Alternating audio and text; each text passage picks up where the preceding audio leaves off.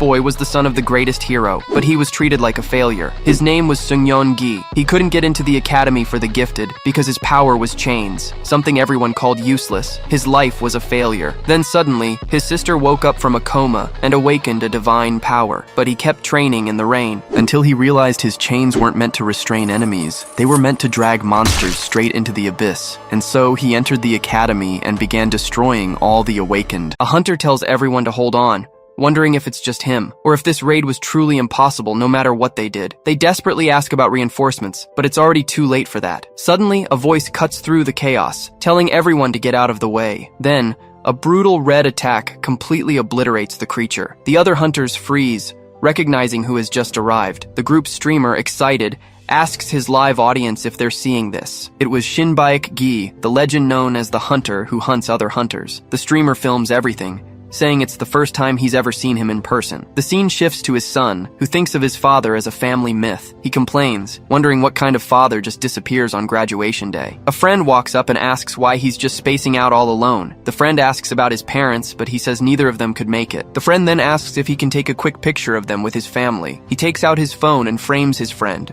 who's smiling with his parents. With a click, he takes the picture, hiding how he truly feels. As it turns out, his father was away handling important business, and meanwhile, his poor mother couldn't attend either. She was taking care of his older sister, who was in a coma, as always. It had been 12 long years, every single day without a break. When he gets home, he finds his mother and calls out to her in a low voice. He asks where she was today, and she apologizes, but he explodes, yelling that she couldn't take a single day off. He keeps complaining about his sister, until a voice tells him to keep it down. Suddenly, his father appears in the living room, leaving the boy completely shocked. The father asks how he dares to yell at his mother, making the atmosphere heavy. The boy just clicks his tongue and turns his back on his father, filled with anger. But his father stops him, asking where he thinks he's going with that attitude. He questions his son's decision, saying they've already talked about this many times. His father says he wasn't made to be a hunter and that he should just give up. The scene changes to the training academy, where he angrily dodges a strike. The academy's owner, Juyong Lee, remarks that someone seems pretty pissed off today. With that, the two continue their training,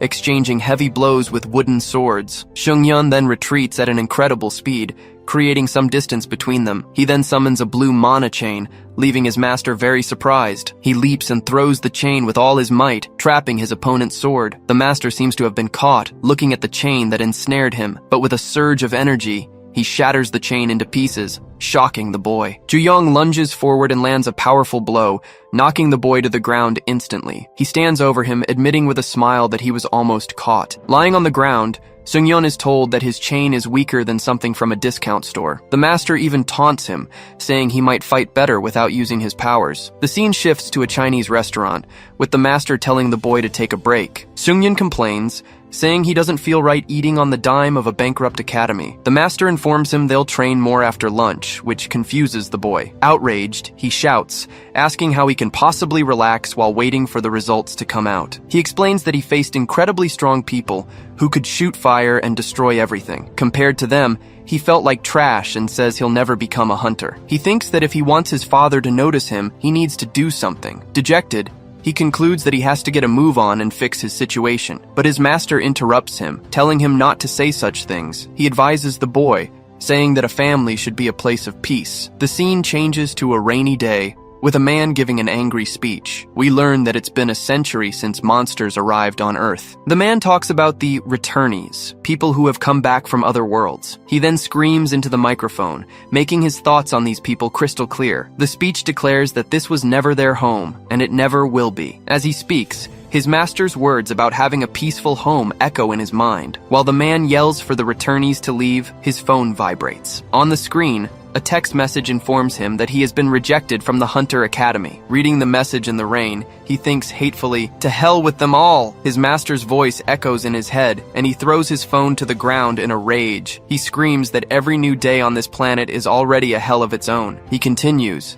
saying that if they're looking for a place for the lost, they've already found it. Utterly defeated, he sits down on the sidewalk, not caring about the heavy rain. But suddenly, the broken phone starts vibrating, showing a call from his mother. He picks the device up from the ground and answers the call, still confused. Over the phone, he hears a piece of news that leaves him in total shock. The scene changes to the hospital, where a doctor says what happened is unprecedented. The doctor explains that after 12 years in a coma, all her vital signs are excellent. His mother, crying with joy, calls him over with an emotional voice. She asks him to go say hi to his sister, who had finally woken up. In a flashback, the mother says his sister can't be scared and needs her family. She suggests he could take turns with her, but he complains that he has his own things to do. He yells, saying he doesn't even remember the last time he spoke to his own sister. At that, his father tells him to shut up, while his sister begs them not to fight. His sister pleads with them, making Sungyeon and his mother very worried. She says in a weak voice that she's very scared, still terrified. His mother rushes out of the room to handle something,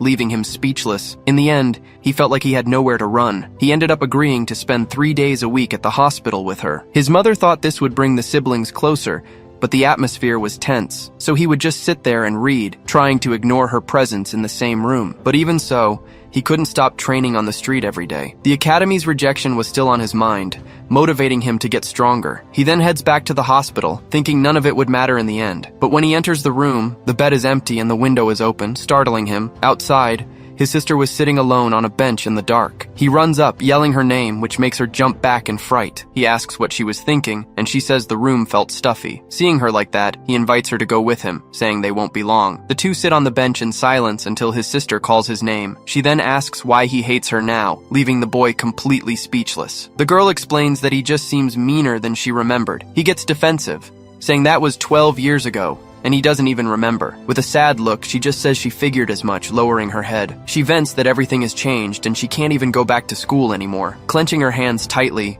she wonders what she did wrong. Crying, she says she just woke up one day and was suddenly all alone in the world. The word alone hits him hard, reminding him of his own moments of solitude. He tells her that makes no sense, and that she knows it. He explains that their parents are still there, and he'll always be her brother. He says she's not alone and can make new friends if she wants to. But as he says this, an idea sparks, remembering that his master never graduated either. With a new perspective, he realizes it's still too early to give up on his dream. His sister, a little more relieved, thanks him for his support and his words. He then suggests they go back inside and asks how she got out without her wheelchair. But before he can finish, he realizes his sister is floating in the air with some kind of magic. Shocked, he yells, asking how she's doing that, and she says she learned it in the fairy realm. She explains that's where she went while she was asleep all this time. At that, he remembers the protest about travelers who returned from other worlds, and also his father's words, saying he wasn't cut out to be a hunter. With his sister floating in front of him, he finally understands what was going on. His expression shifts to one of pure terror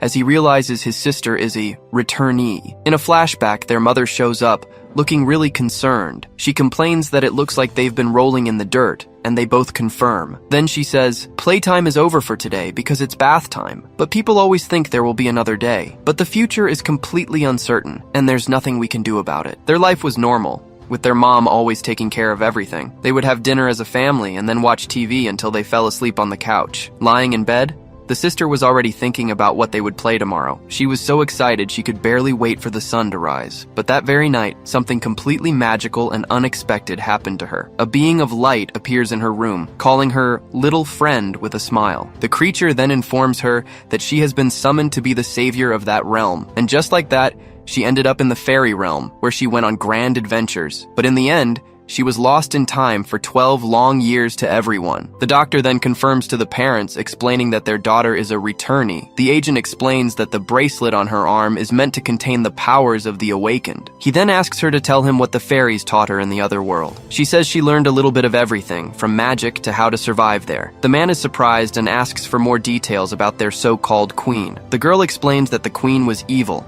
and to come back she had to teach her a lesson. But the agent interprets this differently, saying she killed the queen to escape. Frightened, she yells that there's no way, that she would never do something like that. The guy doesn't believe her, and says a returnee's abilities are a danger to everyone. He continues, explaining that every returnee who comes back claims to be a hero in another world. Seungyeon, hearing all this, realizes his sister might be as strong as an S-rank hunter, and that no matter how safe the powers seem, they could have changed upon her return. The agent then informs the mother that, from now on, her daughter is forbidden from using magic, and that the next day, a government hunter will be sent to watch the girl. Sungyeon leaves and picks up an envelope, which thanks him for his evaluation, and to his surprise, the results say he passed the test and was accepted into the academy. But the results also stated he was deemed unfit for combat against monsters. His mana streams were too fragile and vanished too quickly, having no effect. Because of this, he was evaluated as an F-rank hunter, the lowest of all. Just then, his sister calls out to him in a very soft voice, trying to break the silence. She finds him sitting alone in the hallway, looking grim. The girl asks if she scared him earlier and says there's nothing to be afraid of. She then promises she's still the same as always, the same sister she was before, but he cuts her off, bluntly telling her to just leave. Confused, she apologizes, but he insists he needs to be alone right now. With a heavy heart, she asks why he's acting this way toward her. She doesn't understand why he's being so horrible all of a sudden. Then the girl stammers, asking if it's because she's a returnee now. In a burst of anger, he explodes and screams at her to get away from him right now. His sister freezes, completely terrified by his violent and unexpected reaction. With his back to her, he ignores her, leaving the girl alone in the dark hallway. He walks aimlessly down the street, completely lost in his thoughts. The image of his sister, with that frightened look in her eyes, wouldn't leave his mind. Standing in the middle of the sidewalk, he wonders what the hell that was all about. People around him start to whisper, calling him a pathetic bully. A boy nearby even asks his friend what they should do now, but he realizes the crowd isn't just looking at him. There's something else. When he turns around, he sees his father, covered in blood and surrounded by reporters. The scene cuts back to the hospital, where his sister was alone in her room at night. She was looking out the window, while he suffered under the weight of his own words. The girl remembers what her brother used to be like, a happy, smiling little boy. She just wished things could go back to the way they were before. With a heavy heart, she decides to leave and goes to the room's window. Using her powers, she floats over the city, flying far away from the hospital. She then arrives at the abandoned playground, which was their favorite spot. The place that was once full of joy was now completely ruined by time. Crying, she just wanted to turn back time, begging for a second chance. She thinks she's still the same, but two suspicious figures appear behind her. Startled, she yells, asking who's there, and one of them tells her to calm down. The guy then asks if anyone warned her to stay away from this place. He explains that a dungeon break happened here, which is why it's dangerous to walk around at night. They offer to show her the way out, but she refuses, saying she knows the way. But then, a third guy comes up from behind and smacks her on the head with a club. The attacker then warns that she's his, while the others complain about his attitude. One of them grumbles that there's always an idiot who can't wait his turn. Suddenly, the attacker asks what's going on, feeling a strange energy. One of his partners warns, shocked, that the girl is getting up from the ground. With her face bleeding, she wonders what the hell just happened. His friend teases the guy, saying the hit was weak since she barely bled. Seeing them approach, she screams desperately, telling them to stay away. Just then, a new voice emerges and tells them to stop, threatening to shoot if they take another step. The guys mock her, saying she must have escaped from an asylum. At that moment, she remembers a spell book she found in the other world. One of the spells was Sagittarius Ray, and a symbol glows in her eye. It was explained that the arrow was large, but that it wouldn't kill anyone, no matter what. The magic was only meant to turn the targets to stone, to make them sleep for a while. But suddenly, a burst of blood erupts, shocking the attacker. She then remembers the warning, that powers can change upon returning. When she opens her eyes, there's a hole in the man's stomach, and the man falls flat on the ground, with a huge hole in his stomach. Looking at her own stained hands, she doesn't understand what just happened. The scene cuts back to the father,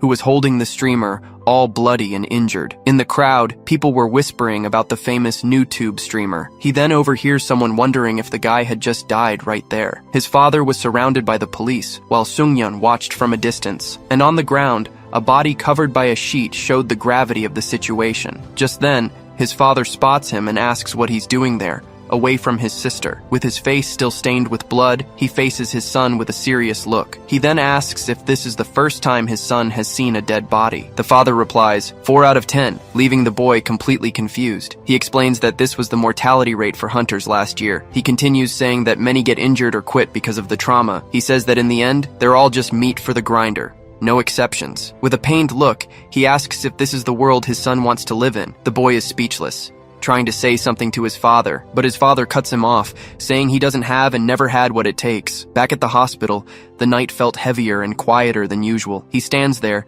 thinking that in the end, his father wasn't entirely wrong. Deep down, he always knew he was like this, kind of weak and without much drive. He knew about his useless power and the brutal world, but he always chose to ignore it. Since he was a kid, he saw his father and the other hunters on TV as great heroes. But now, after everything that happened, he no longer knew what to believe in. The boy feels lost, not knowing what direction to take with his life. Suddenly, he sees a glowing figure in the sky and doesn't understand a thing. It was just his sister, but she was floating, covered in blood and with a pink aura. Her hair was glowing in a strange way with a very sinister energy. Terrified by the scene, he stammers her name in fear. He then shouts, asking whose blood that is all over her clothes. And he continues, demanding to know what the hell she was doing outside the hospital. The agent's voice echoes in his mind, warning of the danger of the returnees. In terror, he tells her to stop and stay away, not recognizing his own sister. With her eyes glowing pink, she screams at him not to get any closer. Her entire body begins to emit a strong, unstable pink energy. An explosion occurs,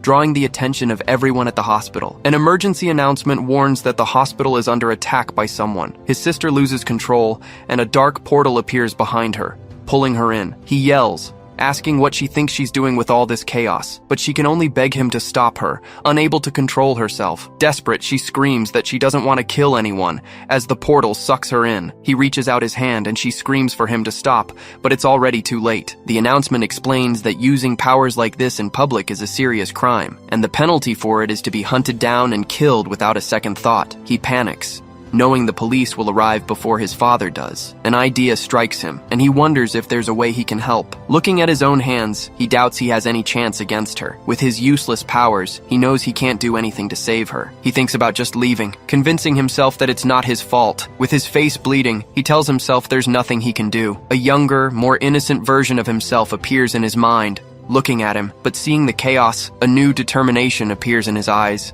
changing everything. His sister floats in the air, screaming desperately that she can't take this pain anymore. She says it's not her, that there's nothing she can do to stop this. He then shouts her name, trying to get her attention amidst the chaos. Just then, he charges through the energy bolts, risking himself to get close to her. He yells for her to wake up, to snap out of that crazy trance once and for all. His voice seems to reach her, and she recognizes him for a brief moment. His father's words about being meat for the grinder come rushing back to his mind, but he shouts that he already knows that, and that hunters risk their lives for others. He then asks her to calm down, to try and control herself just a little. He explains they were warned this could happen, and that she just needs to take a deep breath. She wonders why he's risking his life, since she's not even the same person anymore. A voice in her head asks what's wrong with being different from others. In a vision, she remembers her first encounter with the fairy in the other world. The creature says she's a heroine, but the girl strongly doubts it. She cries, saying that here she's nothing, just an adult who lost everything, and that now she's a danger to everyone, blaming herself for the guys from earlier. But the fairy assures her it's not true, that everyone hates her now. With its chains glowing,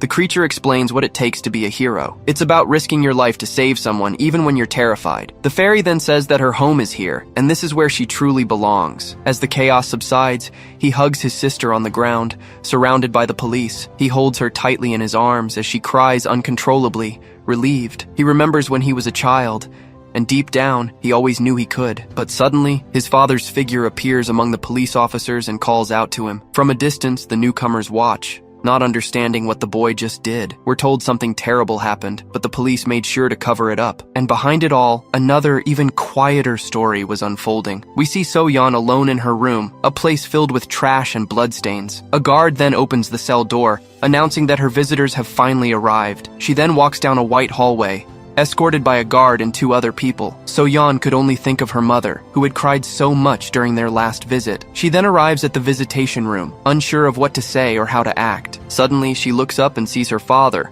who was staring at her with a very serious expression. The two sit down across from each other, and she nervously tries to speak to her father. But before she can apologize, he interrupts her, saying he's there to get her out. Her father then reveals that a woman read her memories to find out the truth. The scene shows us a flashback of So-yeon fighting with a powerful blue aura. He explains that the attackers struck first, leaving her with no other choice. So-yeon is completely confused by the terms, not understanding what any of it meant. Her father says she did nothing wrong, but she insists that she hurt people. But he calms her down, explaining that the guys are alive thanks to people with healing powers. He finishes by saying that the most important thing is that she didn't kill anyone that day, and So-yeon begins to cry, thanking God and saying she was so relieved. Her father watches her reaction with a thoughtful and somewhat distant look. The scene changes, and the woman with glasses asks Mr. Gi how the conversation went. He replies that it went as well as it could have considering the situation. She informs him he'll have to pay a fine, but he says it's a small price for his daughter's freedom. The woman then asks if he's sure, because the girl will find out the truth one day. She reminds him that the thug his daughter attacked with her power didn't survive. Her father just says he hopes she's prepared when she finds out the whole truth. Then,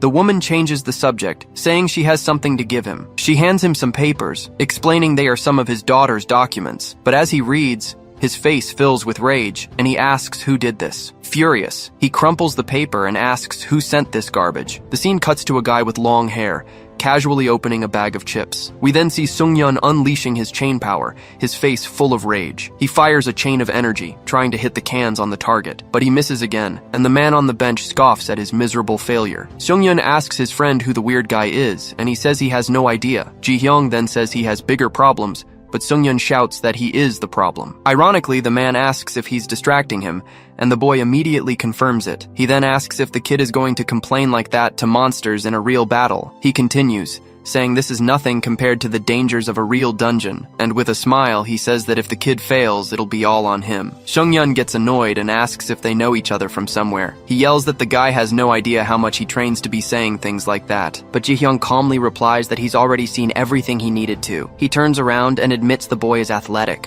which really surprises the kid, but adds that he's garbage at mastering the techniques, shocking the boy. Ji-hyung explains that no one taught him about the inner strength that manifests the chains, and he finishes by saying he needs precision, not more useless, raw power. He then asks if the kid wants to see how a professional makes it look easy. Using his power, he flicks a chip through the air, hitting the can with perfect precision. Young's jaw drops, unable to believe what he just saw. He's shocked by the incredible control, since the chip didn't even break. Sung-yeon thinks he knows the guy, who says that he doesn't realize his own potential. He then offers a strange item, saying he wants to test it on the boy's chain. Upon contact, a green light glows and he smiles, as if he's discovered something. Then, he asks if the young man remembers what he did at the hospital that day. He continues, saying he remembers the moment the chain touched his sister. We're shown that the chain nullified the girl's power as if it were nothing. He explains that this ability is unique, and that it's the true potential of the chains. But he warns that without learning to control it, his power is useless. Sung-yeon gets irritated with all the talk, and asks once and for all who the hell he is. The man then introduces himself as Ji-hyung Chai, a hunter and a teacher at an academy, and with a smile, he says that today, he'll be acting as our hero's recruiter. Sung-yeon is surprised and asks if he's there to recruit him for Seonghan Academy. He says he already failed the test, but Ji-hyung tells him that his recommendation is enough. With a smile, he says the boy earned it, and now he just has to make a choice. He then pressures him, asking if he's going to stand still or come with him. Without a second thought, Sung-yeon shouts that he'll definitely go with him. The boy asks with all his conviction to be taken to the hunter school. Ji-hyung then extends his hand and welcomes his newest freshman, and suddenly a folder flies toward Ji-hyung, who blocks it with another folder. Out of nowhere, Gi appears with a red aura, startling Sung-yeon. Gi glares at Ji-hyung and demands that he explain himself right now. With a furious look, he asks what kind of joke he thinks he's pulling. Ji-hyung, all sweaty and scared, replies that he should be asking him the same thing. Ji-hyung faces the man in the suit, remarking that he needs to take better care of those wrinkles. He continues to mock him, but the man in red tells him to explain himself right now. Sung-yeon wonders if they know each other, and Ji-hyung says it's his job. He explains that he scouts for promising students, like the man's children with their unique powers. Shin-baek then yells that his daughter is a child and won't fit in at a school like that, but Ji-hyung uses his words against him, saying he himself heard she would adapt. He warns that the girl is out of control and could go off at any moment. He insists she needs special training, but her father says the decision is his. Shin-baek thinks the whole idea is a load of nonsense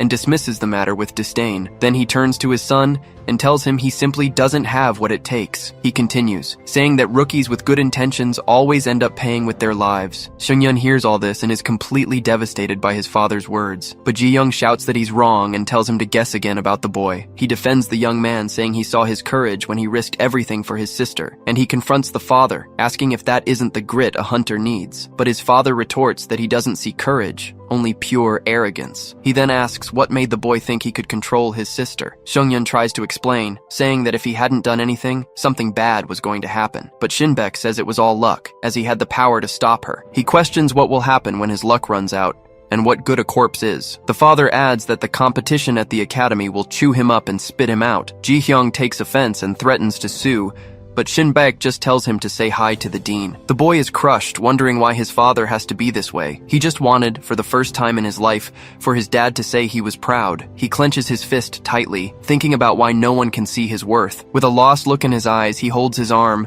feeling the weight of that humiliation. Just then, his friend comes up from behind, congratulating Seungyeon on his achievement. Seungyeon keeps looking at his father with a very sad and dejected expression. Young congratulates Seungyeon, saying this brings him one step closer to his dream. Seungyeon is still down, but his friend tells him not to think too much about it. Young sincerely says that he sees him and believes in him. He grabs Seungyeon's arm, saying he sees the incredible things he's going to achieve, and he also sees all the hard work the boy has already put in to get here. With a determined look, he asks who cares what other people think anyway. He then confronts the boy's father, telling him he knows nothing about his own son. Shin-baek then understands everything, and says he now knows why his son is so obsessed with this. With a furious look, he says his son's friend was the bad influence all along. He accuses Ju-young of filling his son's head with a bunch of nonsense. Suddenly, Seungyeon slaps himself across the face, shocking everyone. Seungyeon thanks his friend and says he can see things more clearly now. He then admits his friend is right and that he really used to be like that before. He confesses that at first he just wanted to be like his father someday. He wanted his father's approval, but now he wonders if his dad only saw him as a loser. But he says that on that day at the hospital, something finally shifted inside him. He realizes there was never a reason to be ashamed of who he truly was, and with this newfound certainty, he finally knows which path he wants to follow in life. Seungyeon then shouts that he's going to be a hunter, even if it makes them enemies. His father hears all of it, with an expression of pure rage on his face. With his eye glowing, he simply says he understands his son's decision. He then says there's no point in trying to convince him,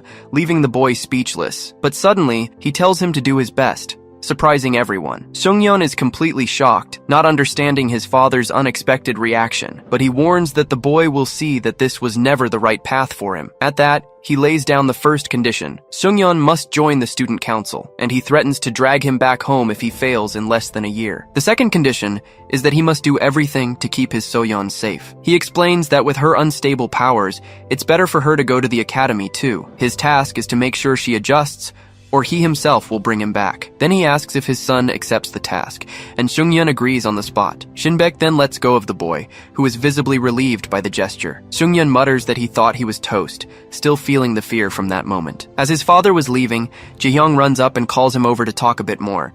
He questions if the student council condition wasn't a bit too harsh for the kid. Ji-hyung shouts that only the best get in there, and that Seungyeon doesn't stand a chance. But his father says he should expect it since he wanted to be a hunter. Shin-baek then stops walking and calls Ji-hyung by his name very seriously. He confesses that he never wanted anyone, especially his children, to follow in his footsteps. Ji-hyung is shocked by the revelation, not knowing what to say to him. Time passes and his sister, Soyeon, receives her special admission letter. And as March arrives, they all head to the academy on a giant ship. The scene changes, and we see Seungyeon training alone, honing his chain powers. He remembers that in the beginning, he just wanted to be a strong hero like his father. Ji-hyung then thinks that maybe he was the one who lured the boy into this life. And so, the two siblings board the ferry, beginning the journey of their lives. The scene shifts to a flashback, where a little boy asks his mom what's happening. He hugs his mother in fear, wanting to know if the man up there knows they're here. Looking up at the sky, the boy sees the silhouette of a hunter floating amidst the chaos. The mysterious hunter then points at them, releasing a terrifyingly powerful aura. Panicked, the boy screams that a hunter isn't supposed to hurt innocent people. Suddenly, a young man with white hair jolts awake, drenched in sweat from the nightmare. Just then, his roommate appears from the bunk bed and asks if he's okay. The young man explains he doesn't sleep well, while the other jokes about the noises he makes. The roommate notices he's never seen him before and asks if he's one of the freshmen. The guy introduces himself as Pureum's son, a sophomore, and welcomes him aboard. He shakes the upperclassman's hand and awkwardly introduces himself as Subin Seol. The scene shows the ship continuing its journey, sailing across a calm blue sea. In another room, Seungyeon shows his sister a bunch of knives he took from their dad. His sister panics at the idea, but he tells her to relax and calm down. He scoffs, imagining their dad acting like he's the new captain of the ship now. He then awkwardly announces he's going to explore, but his sister is suspicious. She yells that he'll get lost, saying he's not that dumb to forget his way. Worried, he asks what she would do if a stranger offered her candy. He then sighs, wondering if he's somehow become his sister's babysitter. Looking out the window, he thinks this is nothing compared to what's still to come. The scene shifts to the deck, where a blonde guy is talking about the start of a new semester. He explains that befriending the right freshman makes life a lot easier, but with a serious look, he says it's a mistake to think that's the only reason they're here. Staring at Pureum-san, he warns that the kid is nothing but a newbie in his eyes. Pureum takes the compliment, but nervously asks what the point of all this is. The blonde guy then says that befriending a freshman is great, but it's not enough, and he adds that it's only worth it if he brings girls to the isolated island. He complains that he wants some romance, while Subin introduces Ujin-jeon to the others. Pureum says that was his first mistake, and that's why he was already keeping an eye on someone else. Ujin's cuteness radar goes off when he sees a girl feeding the seagulls. Soyeon tries to give them some chips, wondering if they'd prefer the spicy flavor, but the bag slips from her hand, and the girl panics over her blunder. In the blink of an eye, Ujin appears out of nowhere and catches the chips in a swift move. He then hands the bag back to her with a charming flair, leaving the girl a bit confused. She thanks him and calls him a hero, making the boy's heart race instantly. Ujin tries to be cool and says it was nothing,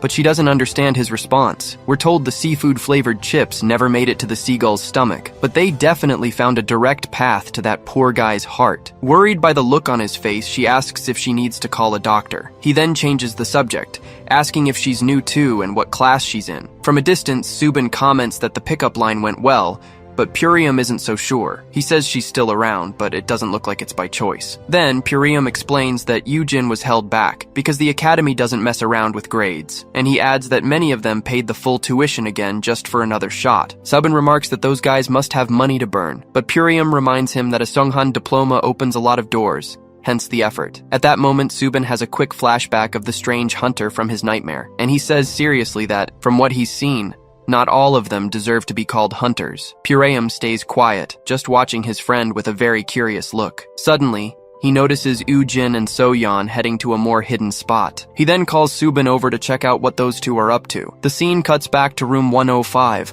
where Sungyeon was reading a book peacefully. Suddenly, his sister comes in with Ujin, looking very frightened by the situation. She yells about a dangerous stranger and that the weirdo gave her chips back. Ujin is completely stunned, shocked at being called a weirdo in front of everyone. She keeps explaining that the guy kept asking if she had a boyfriend. Seungyeon's expression darkens when she says the guy touched her without permission. Outside, Pureum and Subin wonder if he went into her room, but the next second, the door flies open and Ujin is thrown out violently. Ujin, lying on the floor, pleads for calm, saying they can talk things out, but Sungyeon charges at him full force while Pureum tries to break up the fight. Subin then arrives, wondering what the hell that idiot Ujin did this time. It's then revealed to everyone that Soyeon was in a coma for 12 long years. At that, Pureum grabs Ujin, screaming that the girl is a child and telling him to beg for forgiveness. The scene changes, and they're all sitting in the cabin, with Pureum apologizing for the punch. He then asks Seungyeon's age and finds out he's the same age as Subin. With a smile, Subin introduces himself and says it's a pleasure to finally meet him. Seungyeon replies awkwardly, still a bit shaken from the whole commotion. The group then leaves the cabin and starts walking down the ship's hallway together. Pureum asks if Seungyeon is in the hunter class, and he confirms it. He also asks which hunter he likes, and he answers that it's probably his dad. Pureum gets a little curious, wondering about the probably in his answer. Suddenly, Subin notices his last name and starts putting the pieces together. And he asks point blank if Sungyeon is related to the hunter Shinbek-gi. The memory of that powerful hunter comes rushing back into young Subin's mind. Then, Sungyeon calmly confirms that the famous Shinbek-gi is their father. The guys are in shock, yelling that they can't believe he's his father, but the shock turns to excitement and they say they're the hunter's biggest fans. His name makes Subin's heart pound, reminding him of his childhood trauma. The scene then shows us the imposing figure of Shin Baek, who looked like a god there. Everyone now stares at the siblings, shocked that they are the children of that great hero. Pureum mentions that Sungyeon's father used to be his biggest hero. He then reveals that when he was younger, he also dreamed of becoming a hunter. Curious, Sungyeon asks if that means he's not studying for it anymore, but the boy explains he's an engineering nerd, since his E rank prevented him from becoming a hunter. Hearing this, Sungyeon thinks his own case is worse and decides to keep his mouth shut about his F rank, but his sister ends up telling everyone that he got into the hunter's class even with an F rank. The revelation leaves everyone shocked, and Sungyeon panics instantly. He desperately tries to deny it, but his sister confirms it's all true. To shut her up, he grabs the girl's head with both hands. He then messes up all her hair, leaving the poor girl completely dizzy. He shakes her all over the place, yelling at her to keep her trap shut. that. Purim calls out to him, trying to get his friend to stop the whole scene. He then says the rank doesn't matter, and that with hard work, anyone can be a hunter. Purim stays quiet for a moment, just watching Seung-yeon with a slight smile, and Subin seems to appreciate his words, showing a new respect for the boy. The ship continued on its course, with everyone having fun and passing the time, but Seung-yeon was walking on the deck, looking extremely bored. Suddenly, he spots Subin leaning against the railing, staring intently at the sea. He approaches and asks if the white-haired boy is seasick or something. Subin replies that it's something like that, keeping his gaze fixed on the horizon. Just then, a seagull lands on the railing between them, catching the attention of both boys. Seung-yeon takes the opportunity and asks what made him want to become a hunter. He tries to answer by mentioning his father, but Subin immediately cuts him off with a warning. He asks for a real answer, wanting to know what made him believe in hunters. Seung-yeon gets a bit awkward and ends up confessing he's never really thought about it. Subin just listens in silence, showing no reaction to his answer. Seung-yeon then comments on people who get into this life without much thought, and Subin adds that they're just seeking fame and glory in the end. He agrees that some might be like that, but he doesn't sound very sure of his answer. But Subin says they don't get it, because with great power comes great responsibility. Subin says that's why he can't stand hunters who don't take the job seriously. Seung-yeon then turns the tables and asks what made him want to become a hunter. He answers that he wants to save everyone, not just a lucky few. Our hero just nods while calmly scrolling on his phone. That's why Subin warns him now that Seung-yeon doesn't belong in that school. He's completely confused and asks what he meant by that. Subin then says that the chance of awakening a power is almost astronomical, and that once a rank is set, changing it is as hard as changing fate. Seung-yeon then thinks that being a hero isn't cheap because of the tuition. The white-haired boy accuses him of being lucky enough to have his daddy's money. He continues saying Seung-yeon used that cash to buy his spot there. Angry, he tries to defend himself,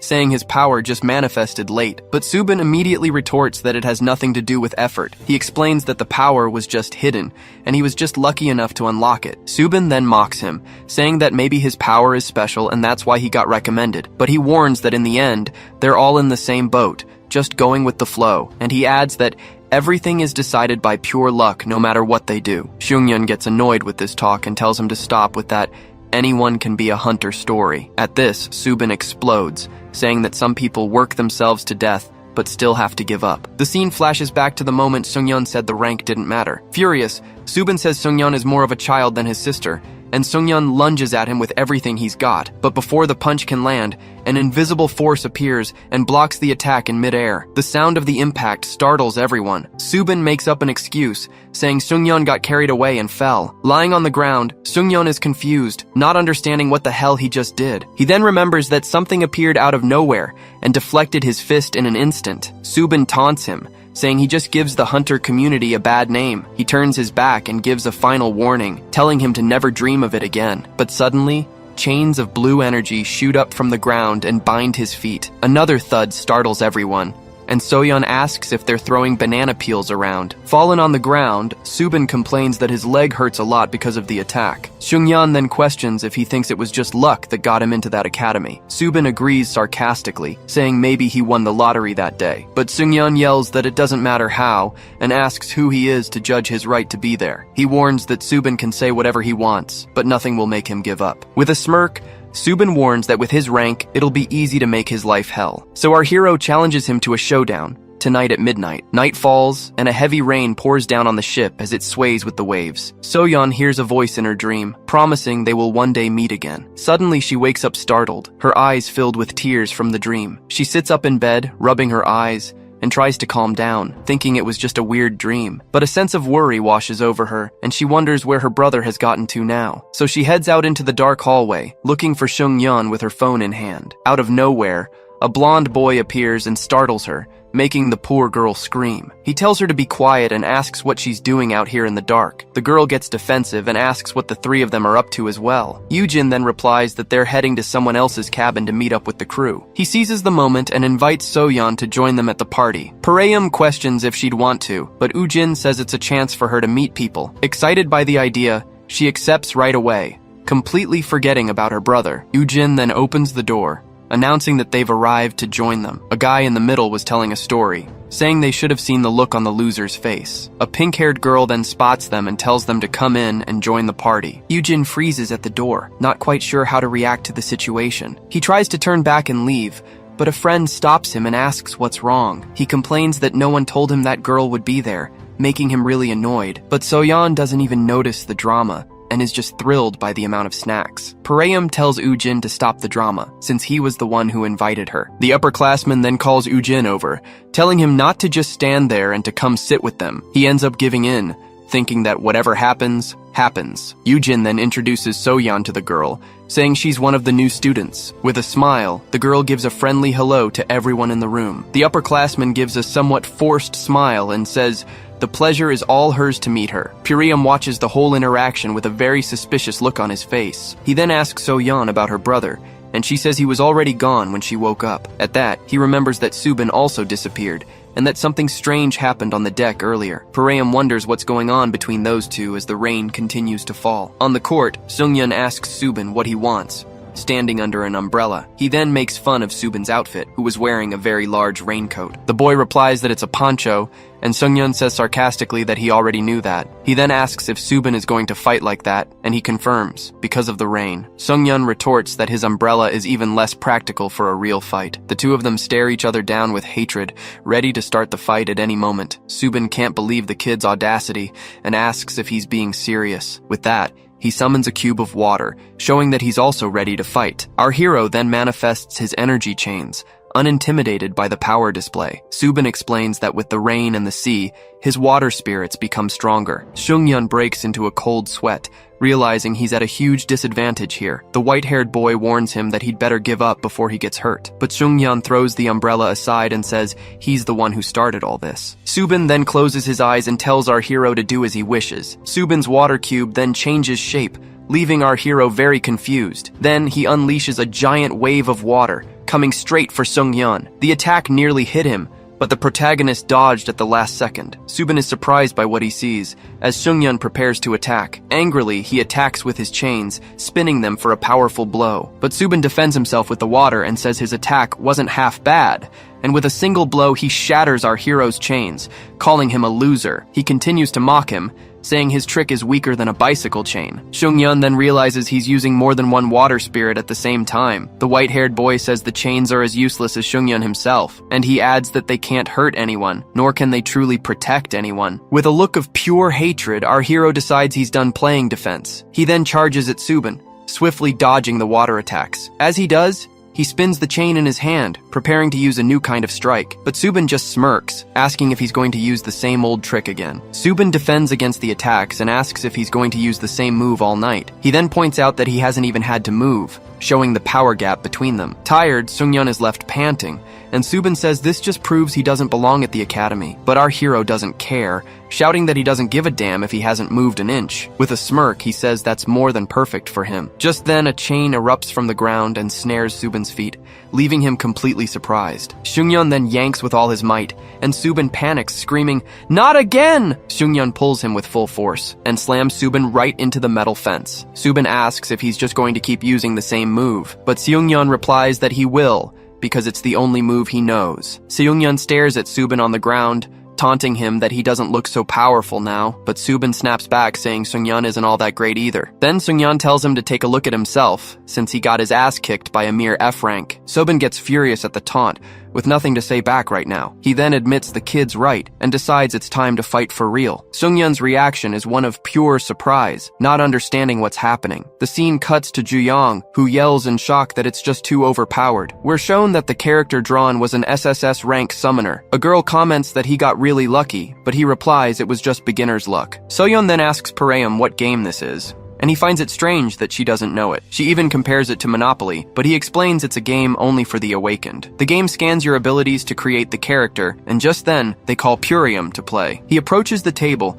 and, without wasting any time, presses the button to start his turn. With his finger on the scanner, the device begins to scan Player 4's abilities. The result is a B-rank mage, and Parayam says the character even looks like him. Yunbi comments that they use these games to train, and So-yeon understands why her brother brought the console. With that, Yoo-jin invites her to try too, and she hesitantly accepts. But when the piece falls into her hand, nothing happens, and a silence falls over the room. She then asks why hers isn't glowing, leaving Pureum confused and speechless. Yoo-jin says he's never seen this before, and a girl suggests her power is too weak for the sensor. Suddenly, an error message pops up, stating it cannot analyze her abilities. The system then begins to re-evaluate the player, leaving everyone in suspense, and the result shocks everyone, as the game suggests she might be a homecomer. The device announces it will grant a hidden class, and the group freaks out at the news. Yoo-jin turns to her, desperately asking if that information is true. The scene cuts to a flashback, where So-yeon seems worried about her condition. Ji-hyung Chai appears and advises her, telling her not to tell anyone about her powers. She's confused by the warning and asks why she should hide something like that. He explains that homecomers bring a lot of trouble, just like the 12 years of her life that she lost. Then, he continues, saying that many of them end up turning to a life of crime. And to make matters worse, they're so strong they're like walking natural disasters. He finishes his advice,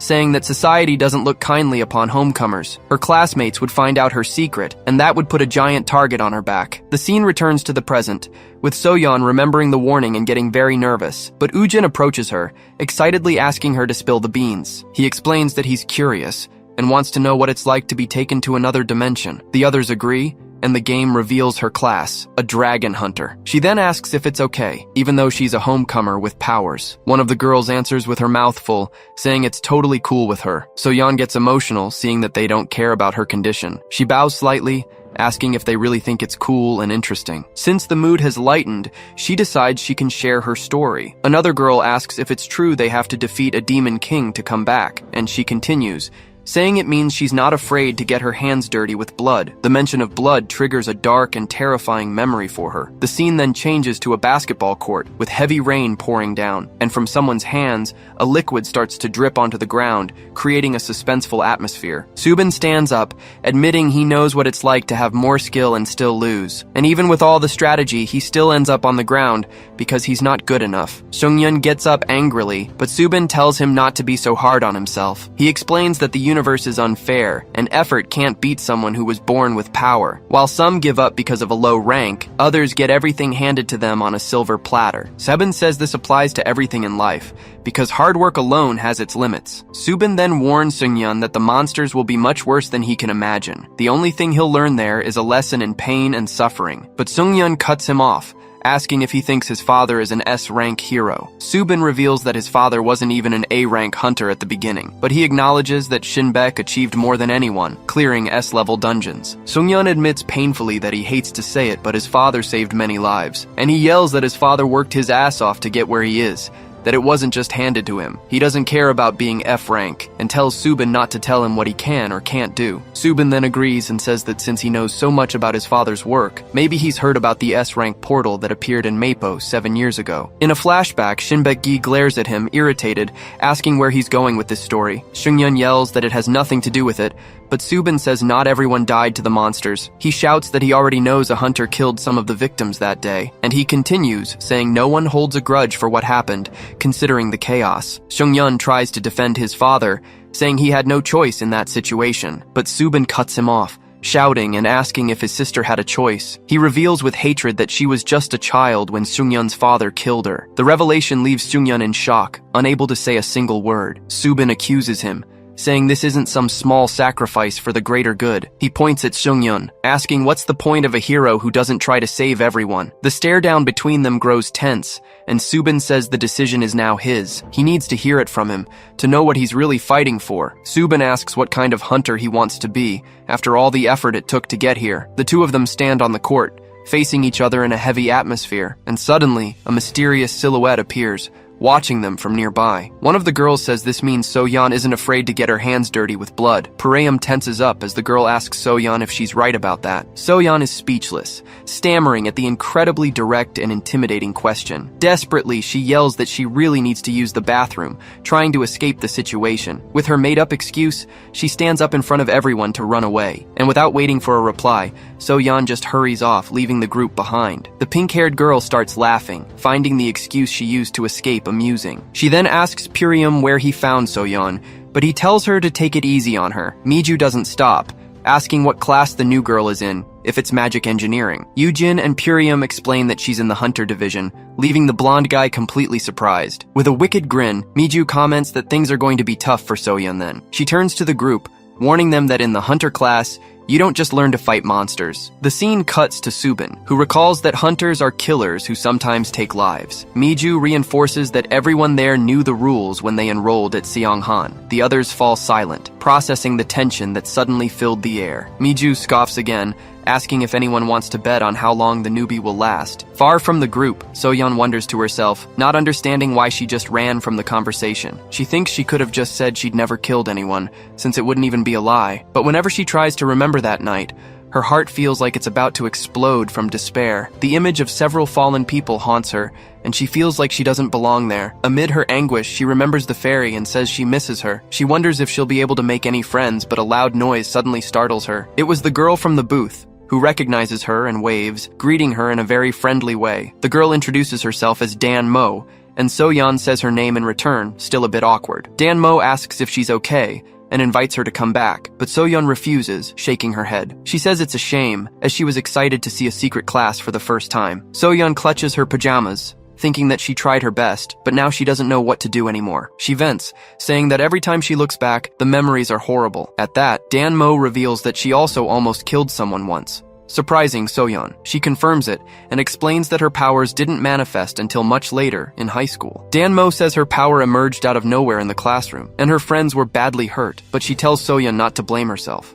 because feeling bad about it won't do any good. And she says the best thing to do is to make sure something like that never happens again. The scene cuts to a flashback, and Soyeon remembers when she called out for someone named Sion. She asks him about a giant rock that was blocking the path earlier, but Sion replies that he didn't move anything. He just had a long talk with the rock. The rock is shown crying waterfalls with a very sad expression on its face. It's explained to us that the rock spoke the language of sorrow, and he answered with his own. With that, the rock felt better and simply rolled away, continuing on its path. The two of them watch the rock move away, leaving a trail of tears in the snow. Sion then teaches that everything in the world, in the end, sheds the same tears of sorrow. Back in the present, Dan Mo says that's how people understand each other and become friends. Soyeon finally smiles and thanks her for all the advice she received from her new friend. Dan Mo is happy, and Soyeon says that now she knows exactly what she needs to do. Then she pulls her by the hand, promising that no one will ask her silly questions anymore. Suddenly, an explosion of water startles them both, and they wonder what that was. They peek through the door and hear Sungyeon talking about the portal from 7 years ago. Terrified by the shouting, they try to understand what's happening outside. Soyeon recognizes her brother, who defends their father,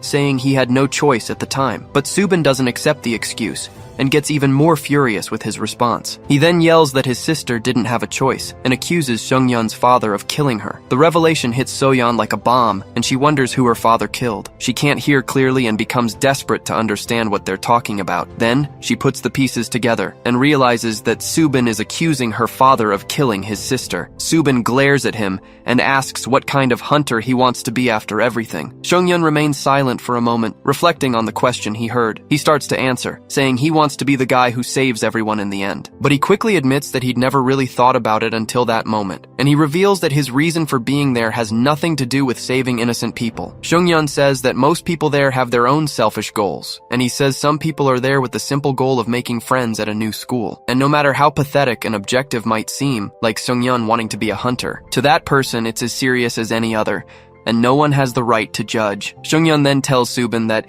deep down, the two of them are not so different. But Subin becomes enraged, and as he summons his weapons, he screams that they are nothing alike. He charges straight at Sungyeon, making his sister scream in despair. With a swift move, Sungyeon turns the tables and slams Subin hard onto the ground. The impact leaves him breathless, screaming in pain and shock at the sudden turn of the fight. Subin activates one of his water crystals, which begins to glow intensely. Sungyeon is shocked to see the blue energy gathering dangerously, and everything explodes in a pillar of light. The power is so immense that a beam of light shoots up from the ship and cuts through the sky. Suddenly, a bright flash appears beside Sungyeon, catching him by surprise, and in the blink of an eye, Subin's object lands a heavy blow on his head. Sungyeon falls to the ground, and a dizzy Subin gets up, complaining about the pain from the attack. He looks at his shoulder and sees one of his water spirits dissolving. He then realizes his power is fading, and Sungyeon seizes the opportunity to attack again. With a solid punch, he hits Subin's face and throws him to the ground once more. But as he holds him,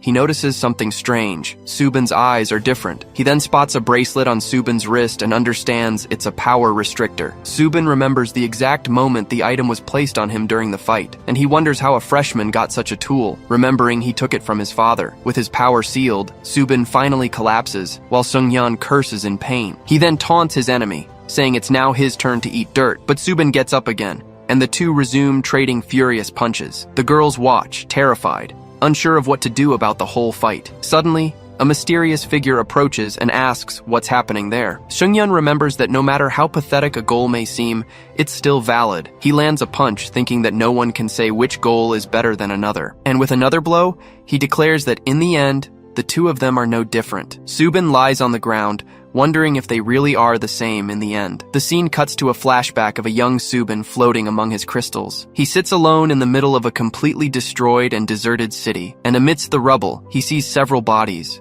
his eyes filled with terror. That day, 7 years ago, the scene shows a young Subin walking alone. He ran without stopping, fleeing through the ruins of the place he once called home, and with every step, he wondered why this had happened to a good kid. Filled with hatred, he looked at the blood on the ground and cursed the stars in the sky. The boy collapses among the debris, completely exhausted and without any hope, and it was in the moment he needed help the most that despair took over. He didn't understand why no one reached out a hand to help him up, so he asks where they are going, since they looked like real hunters, but he just stays on the ground, thinking that heroes should help everyone. It was in that moment of pure loneliness that he decided he would do everything by himself. He would become the kind of hunter the world needed, a hero for the weak, and he promises himself that he will never leave anyone behind again. The scene returns to the present, with Seungyeon's words echoing in his head, but in his thoughts, Subin says he's wrong, because they are very different. He doesn't understand how someone with so much power can use it like it's a toy. Seungyeon thinks he can do better, that he needs to be better than this. He then asks for a favor, wondering if it's too much to ask to take the fight a bit more seriously. With that, he admits he knows nothing about a hunter's duty or about Subin, but he questions if it's really so wrong to try and find the answers along the way. After all, he thought the whole point of being at the academy was to learn. Suddenly, the sound of a gunshot echoes across the court, startling both boys. Subin is shocked to see the gun still smoking after the loud shot. A mysterious silhouette then appears before them, with the gun raised in the air. Seungyeon asks who's there, as the figure stares at them in complete silence. The scene flashes back to a minute ago, with Subin and Seungyeon trading blows non-stop. The girls watch, terrified, not knowing what to do about the fight. Suddenly, Pureum shows up and asks what's going on up on deck. He's completely shocked by the scene, unable to believe what's happening. He asks what's wrong, and Soyeon explains they were already fighting like this. Desperate, Pureum yells at them to stop, saying this isn't Pirates of the Caribbean. He quickly realizes they aren't listening and says they need to stop them before they kill each other. The tension makes the girl tremble as she remembers the man she killed. She decides there's no time to waste and says she's going to break them up now. Pureum asks how she's going to do that, and she replies that she doesn't know, but she has to try. He then warns her of the danger, as getting in the middle is like going to a gunfight without a gun. The mental image makes Soyeon nervous, but she doesn't give up on her crazy idea. In her head, she imagines a scene where she simply takes their weapons and ends the fight. She says she's going to take their weapons, driving Pureum crazy as he explains it was a metaphor, but he agrees they need to act, as the water jet from before could sink the ship. An idea strikes Pureum, and without wasting a second, he opens his bag to get something. He announces he has an idea, making Soyeon super curious about what he's going to do. And from inside the bag, he pulls out an energy gun with a bright blue aura. That's when he remembers that, after all, he was also armed for a gunfight. The scene that flashes through Soyeon's mind is a shootout with everyone armed. The fight between the two stops, and they stare at each other, panting, until a gunshot shatters the silence. Pureum appears with the gun pointed up, saying that at least got their attention. He yells, asking what their problem is and why they're using their powers in a stupid fight. The two are shocked, unable to believe that of all people, it was Pureum who was armed. He scolds them, saying they could have damaged the ship or hurt someone. The brawling duo looks embarrassed, averting their gaze like two guilty children. Pureum laments, asking why he's always surrounded by troublemakers. Suddenly, Ji-hyung appears behind him, agreeing that his question is very interesting. He reminds them that Magicore devices are forbidden on campus, even for research, and with a smile, he congratulates the three of them, who have earned themselves a welcome punishment. Seungyeon looks completely embarrassed, thinking his fresh start is already down the drain. The scene changes to the next day, with the ship finally arriving at the island's port. Just then, Ujin approaches them, saying he has to admit something to the group. He jokes that you have to be a real delinquent to get suspended before even setting foot on the island. But then Subin apologizes to Pureum, who says it was his fault for pulling out the gun. He explains he was just taking the gun to a professor, which should lessen his punishment. Then Pureum says he's more worried about the two of them, as their punishment is going to be harsh. He tells them to go to their dorms, but Soyeon asks if he's not coming with them. The boys explain that they are probably in different dorms. Seungyeon then tells his sister that the island has several dorms scattered all over. A map is shown, and the girl finally understands how things work there. She just hopes she doesn't have to share a room with the girl she met on the ship. Just then, Seungyeon takes out his phone to see where they'll be staying, and finds out the building's name. Suddenly, one of the suitcases falls to the ground with a loud thud. It was Subin's suitcase. He starts laughing while Soyeon helps him clean up the mess. Seungyeon looks at his phone, and his and Subin's reaction is one of pure shock. He can't believe what he's reading and asks Subin if this is some kind of joke. Suddenly, a voice chimes in, welcoming them to Poppy Hall, their dorm. A woman in a tracksuit introduces herself, saying her name is Doyeon, and she'll be their assistant. Danmo steps forward and introduces herself, and Doyeon thinks the whole group is adorable. Soyeon is super relieved that the pink-haired girl won't be in the same dorm. Just then, Danmo hugs her from behind, celebrating that they're now roommates. Doyeon tells everyone to put their bags in the car, and Soyeon thinks she's already made a new friend. She's overjoyed, as this was the best start to a semester she could have imagined. The scene cuts to the past, explaining that the Joseon era was full of monsters and awakened beings. A scholar then came up with the idea that they needed to educate these people with powers. Years later, he founded a secret school on an island far off the southern coast. The institution became known as Seonghan Academy, a unique place for young hunters. Because of its location, it just looked like any other small private school, but in reality, the campus occupied the entire island, making it a massive academic city. The academy offered the best training equipment and access to a wealth of valuable information. Because of this, the school was the ultimate dream for all aspiring hunters around the world. But there was a single exception to this rule, one person who was very different. That person was So Hyun, who had no idea about the place's reputation. Just then, she celebrates the achievement of tying her hair up all by herself. Suddenly, Seungyeon's voice calls out to her, breaking her concentration in the mirror. He then appears at the door, warning her that they're going to be late for the entrance ceremony. And just like that, their first semester at Seonghan got off to a truly hectic start. On the day of the entrance ceremony, the scene is set at the student dorm, Poppy Hall. Seungyeon is waiting outside, and when he sees his sister, he says he finally found her. He then asks where Subin is, leaving Soyeon confused by the nickname he used. Danmo explains that he had to go to the ceremony early, but Seungyeon doubts they even want him there. But the girl surprises him, asking if he hasn't heard the news about the guy. The scene reveals that Subin is the freshman representative, already giving a speech on stage. He takes the oath on behalf of all the students,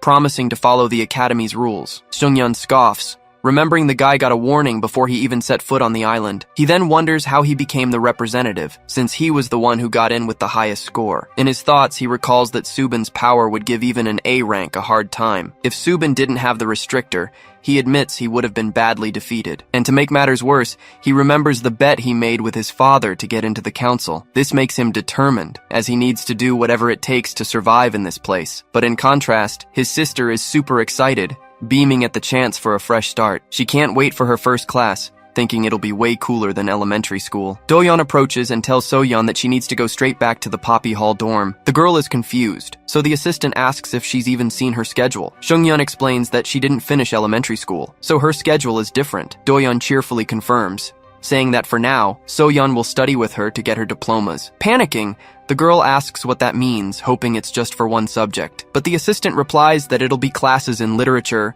math, English, and much more. Despair takes over, and Soyeon screams that there's no way she's doing it. Seungyeon then thanks them for taking care of his sister, who's in the car making a sour face. The car pulls away, and she yells that she'll get her revenge, but he just thinks that at least he finished school. The scene shifts to the classroom building, where Seungyeon is already seated, waiting for the teacher. He looks at the paper and reads that the subject is Introduction to Hunter Ethics. Subin complains about the delay, but Ujin says a teacher is never truly late. The clock strikes the hour, and the classroom door bursts open with a loud noise. A teacher enters the room, rolling in on some kind of electric unicycle. All the students are stunned, staring in shock at the completely unexpected entrance. With a strange whirring sound, the professor enters the classroom on a hoverboard. He glides to the front of the class, facing everyone with a very serious look. Then the hoverboard stops and he greets everyone in Japanese. He then introduces himself as Professor Jin Hagiwara, welcoming them to his class. But before starting, he warns them he needs to make one thing very clear to the class. Jin Hagiwara reveals he has no love for the school, as he finds everything highly inefficient, and the situation gets even worse when students have special powers and quirks. He continues, saying that everyone there has principles they'd rather die than betray. In his case,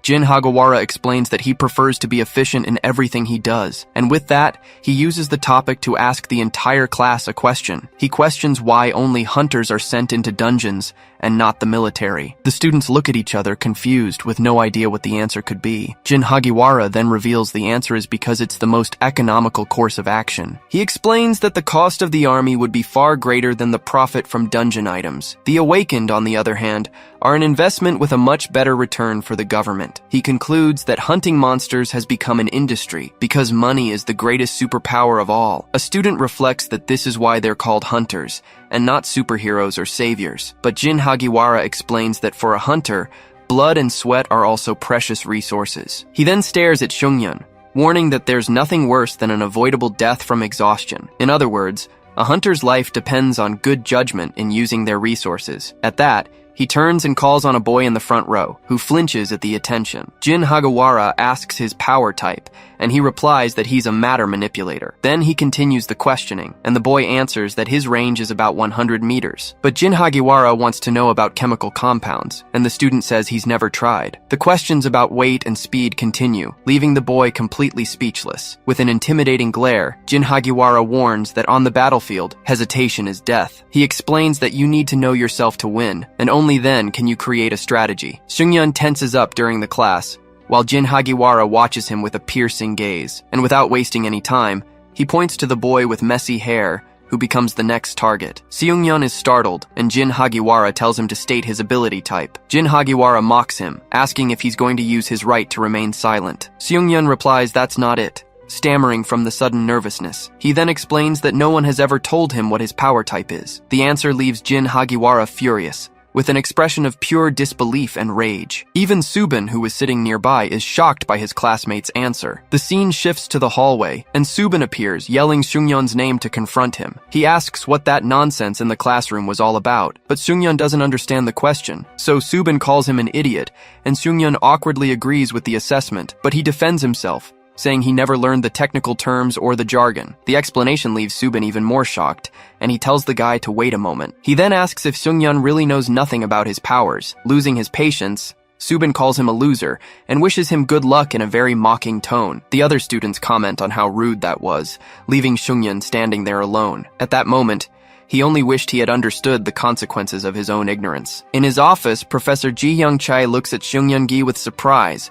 He asks what the boy wants, letting him know he's very busy right now. Che then expresses his surprise, asking if he's already in trouble on the very first day. Seungyeon admits he is, explaining that everyone else seemed to understand everything except him. He tries to justify himself by saying he's chronically online, which leaves Ji-Hyung a bit confused. Ji-Hyung gets straight to the point, asking if he even has an awakened user license. Upon hearing the answer, he gets furious and grabs the boy, shouting if he's serious about not having one. He explains that it's the first thing you're supposed to do, but Seungyeon replies that it's not his fault. The boy says minors need consent, but Ji-Hyung shouts, asking who told him that. Ji-Hyung thinks about how Shin-baek needs to at least get his son a license, despite his fears. He then grabs his phone and asks if his sister, being a returnee, has a license. The scene cuts to So-yeon, who doesn't understand the question and wonders why she would need one. On the other end of the line, Assistant Doyeon-an confirms that the situation doesn't look good. With a click, Ji-Hyung hangs up the phone, clearly frustrated with the answer he received. He yells that waiting until he's of age will be too late, warning the boy that he's screwed. Ji-Hyung shouts,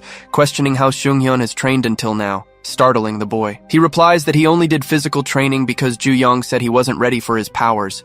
But Ji-Hyung corrects him, saying it's not that Ju-Young didn't want to, he simply couldn't teach him. It's explained that upon getting a license, every awakened person in the world automatically enters a pact. This pact acts as a non-disclosure agreement, forbidding the user from revealing their powers. The license creates a network of chains that connects everyone, and it can't be easily broken. He warns that everything on the internet is just the tip of the iceberg, or else pure fake news. Seungyeon asks why all the secrecy, and the answer is that the powers are a danger to society. Ji-hyung explains that even a weak, awakened person can eliminate a civilian with the snap of a finger. The boy is shocked, finally understanding why Ju-young forced him to do such boring training. He complains that he wants a refund for his lost time, but Ji-hyung just watches him in silence. It's revealed to us that Chai recommended him not just for his rare power, but for the way he uses it. He finds it impressive what the boy managed to do, even with his power chained. With a smile, he says his talent is finding promising individuals and that Seungyeon is lucky to be his student. To wrap things up,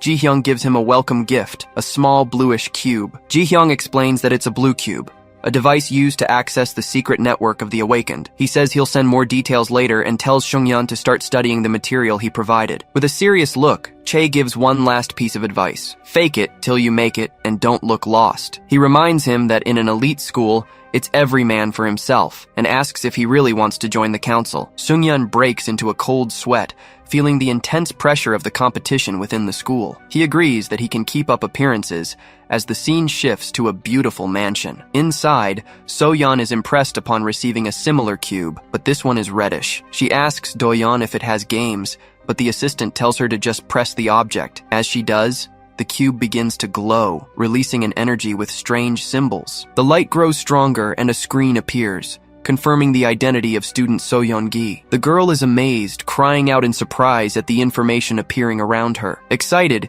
she asks if she can ask the floating device for anything she wants. The cube then answers on its own, leaving So-yeon stunned that it can talk. She gets ready to ask a question, while the assistant watches her with a smile. The scene cuts to a memory of the past about an S-rank gate that appeared 7 years ago. So-yeon gets straight to the point and asks what happened in the Mapo district 7 years ago, but the system warns that the search query is too vague, terrifying assistant Do-yeon. She tries again, explaining that it has to do with her father and someone who might have died. At this, Do-yeon nervously interrupts her, suggesting they start with the school forum to relax. The assistant insists it will be fun to see what her friends are talking about, even though the girl is confused. With that, the system begins to access the general discussion board for Seonhan Academy. The screen fills with random posts from students, with one inviting people to dinner. Another post shows a picture of a white cat, leaving So-yeon completely confused. Next, a conversation pops up making fun of a student who knew nothing in hunter ethics class. So-yeon complains that it's not fun,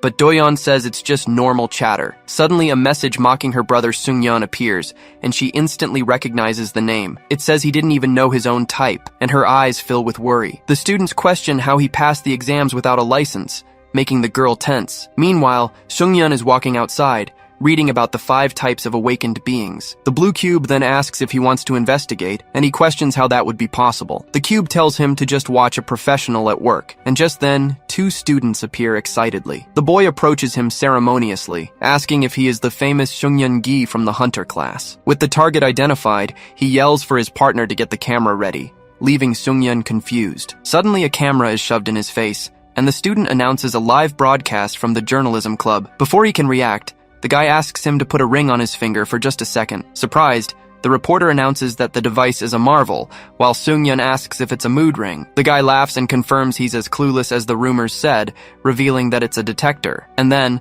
with dramatic suspense, he announces that the test result was F rank. The reporter celebrates, saying the headline will finally make people buy their newspaper. Seungyeon tries to complain that he didn't agree to an interview, but the guy completely ignores him. The student gets in his face with the microphone, aggressively asking who he bribed to get in. He yells that the forums say he either paid his way in or is the disappointing son of some billionaire. With a furious look, Seungyeon cuts him off, telling him to get the camera out of his face now. The girl senses the tense atmosphere and says she's out of there, as he repeats his warning. But the reporter refuses, shouting that a true journalist never lets a tense mood ruin a story. He laughs and says that if Seungyeon wants to cancel the interview, he'll have to go through him first. In a mocking tone, he asks what an F rank is going to do.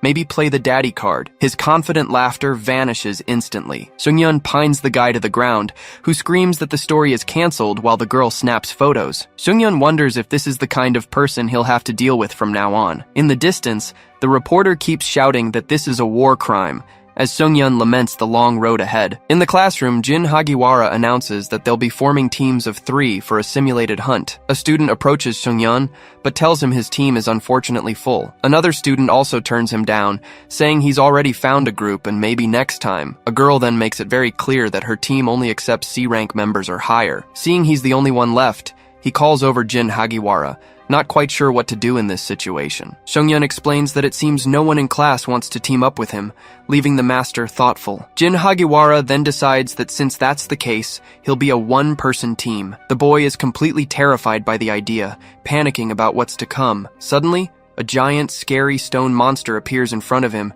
growling at him. The beast attacks with a quick blow, and he barely dodges it, thinking it looks like Solo Lev, but it's no use. He's easily defeated, and his final score ends up being a 0. The scene changes, and now, in another class, the professor calls him to answer a question on the board. He asks for a plan of action for the dungeon, but Seungyeon admits he doesn't know and asks to pass. The professor even tries with multiple choice, but the boy starts quoting a movie as his answer. At this, the master explodes with rage, yelling if he thinks this is some kind of game. With an awkward smile, he apologizes to the professor for his clueless response. The scene shifts to the cafeteria, where he complains to himself that the teachers are always picking on him. He's frustrated, as one of them seems to take pleasure in asking the most difficult questions. Suddenly he sees his sister Soyeon in line, who recognizes him from a distance and smiles. She waves at him with an excited look, happy to see him in the same place. But before he could react, Danmo quickly pulls her in another direction. The girl even tries to argue, saying her brother was eating alone over there. Alone again, he feels a little relieved that at least no one is bothering his sister. He ignores the stares and continues eating, telling himself that it's nothing. We're shown that in middle school, he wasn't popular either, and always kept to himself. He thinks his biggest problem now is the student council, since no one will support him. Not unless he can turn the tables. Just then,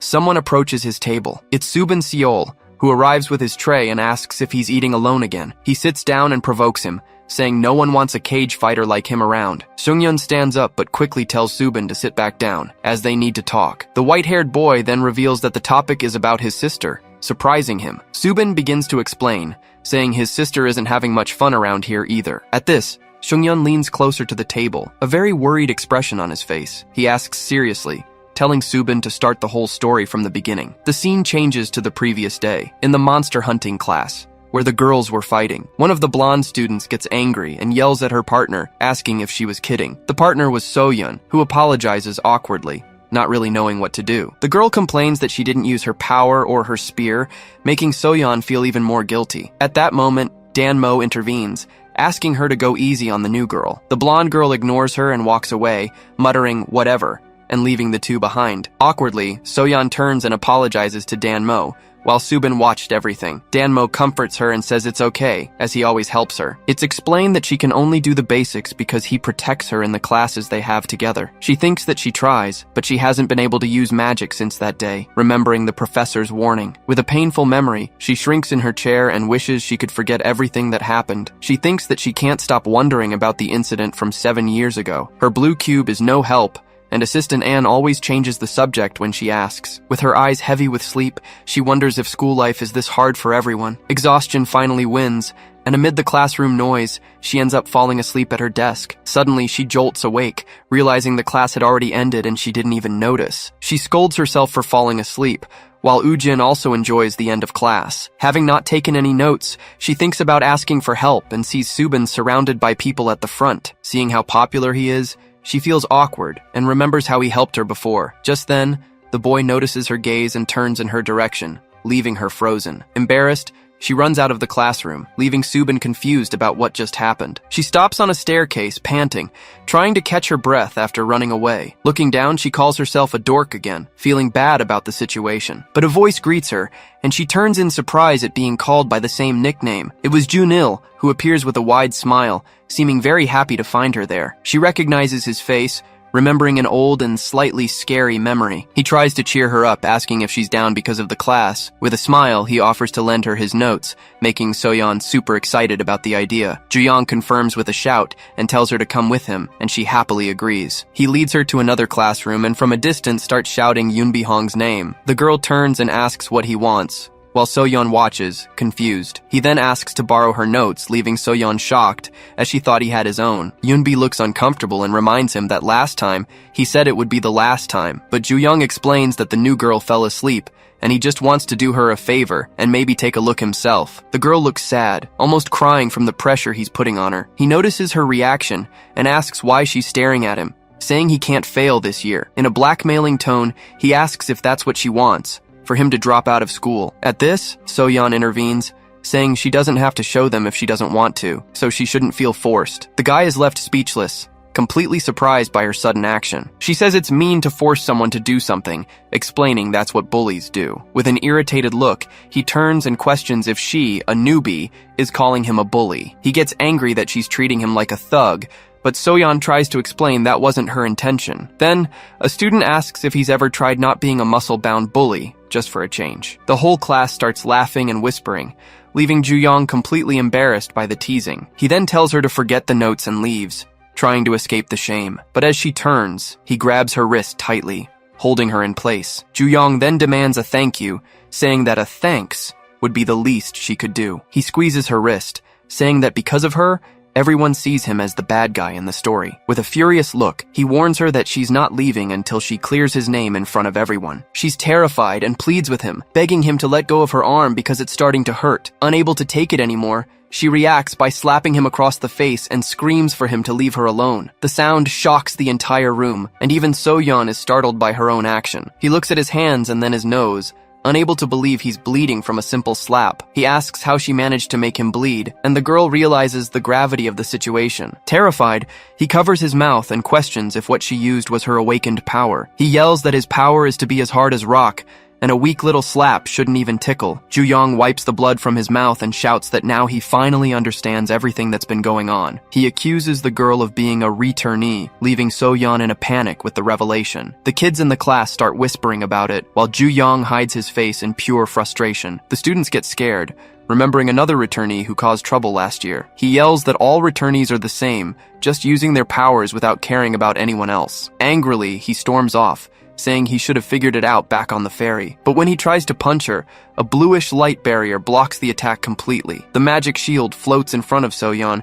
who doesn't even understand where it came from. Suddenly, a voice comes from the stairs, questioning if this is what bullies do around here. It was Subin, who appears with a blue aura and says he liked her attitude in standing up to him. He walks towards Ju-young, explaining that where he comes from, things are very different. And with a serious look, he says that when someone stands up to an oppressor, that's called speaking the truth. Ju-young steps forward and asks what he wants, but Subin introduces himself as a freshman too. He says he saw the fight but doesn't understand the accusation about her power, and Ju-young yells that it's obvious. With a sinister smile, the upperclassman then accuses Subin himself of using his power just now. Subin explains that returnees have enhanced physical strength and tells the guy to read a book. He then asks the class if anyone saw her use her power, but everyone remains silent. Besides, he says that it actually looked like Ju-young was asking for a beating. Subin points out that he was the one who grabbed her, exposed her in public, and even tried to attack her. To him, she only used her power in self-defense, and the upperclassman deserved much worse. Filled with rage, Ju-young charges at him, yelling that he's going to finish that scrawny kid, but he freezes midway, paralyzed by Subin's cold, intimidating gaze. An immense aura of power surrounds the boy, who challenges him to continue the attack. With a smile, he warns that he never turns down a good fight, making the situation tense. The girls in the class cheer for Subin, while Ju-young just grinds his teeth in anger. Realizing he has no chance, he gives up the fight and storms off, stomping his feet in fury. The door slams shut, and Subin stands there with a calm, victorious expression. After finishing the story, Subin asks Sungyeon if he finally understands her situation. He says he understands why she's keeping her distance, but warns that he needs to look after his sister. Now that everyone knows she's a returnee, people might start bothering the girl. Seungyeon thinks it's not a lack of care, but he already has too many problems to deal with. Just as he was about to give up, Woojin Jeon shows up and says he can think of a solution. He sits at the table and starts stealing Subin's food, who glares at him, annoyed. Subin then asks where he came from since Woojin appeared out of thin air. Woojin stares at the noodles with a sad look and begins a very sentimental speech. He recalls that last year the food was perfect, with great texture,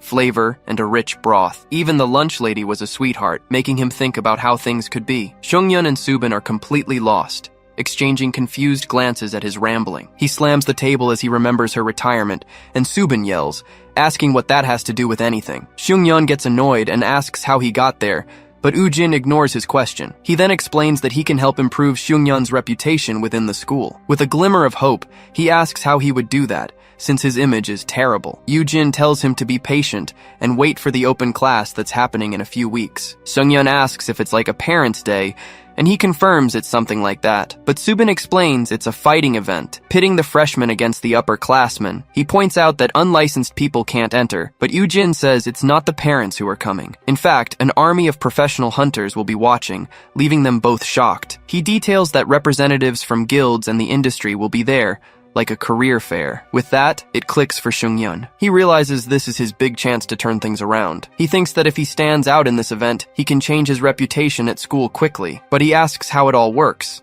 since there are too many students to fight in one day. Subin explains that last year they were divided by number, and it'll probably be the same this time. Woojin suggests he pick a D rank to humiliate, and even offers to list some names, but Seungyeon refuses the offer, saying he's not there to beat up on weaker people. With a determined smile, he makes it clear that his plan is much bolder than that. The scene then shifts to the school library, a large, old-fashioned place. He walks through the aisles, wondering why they told him to go to the media room. He tells Ji-hyung Chai that he just wanted to see some old tapes of other students in the room. Ignoring the rules, Ji-hyung simply swipes the card and grants him access. The system welcomes him, and Seungyeon enters the archive, a place filled with shelves. He remembers what Woojin said, that the students were divided into groups for the fights. Analyzing the list, he sees his number is 25, and there are 2 returnees nearby. He calculates that, with 30 students per group, the chance of one of them ending up in his is very high. So, his plan is to study their fighting styles and challenge them during the observation class. He already imagines the scene, with everyone from the industry watching him finally break his chains. His goal is clear, to get a victory against a returnee in front of everyone. He fills with confidence, certain that this is the perfect plan. Elsewhere, Ju-young angrily complains about how that nerd So-yeon humiliated him earlier. He tells Miju he's going to get revenge at the open class to teach her a lesson, but the girl looks at him mockingly, doubting he could teach anyone a lesson. She reminds him that So-yeon was the one who broke his nose,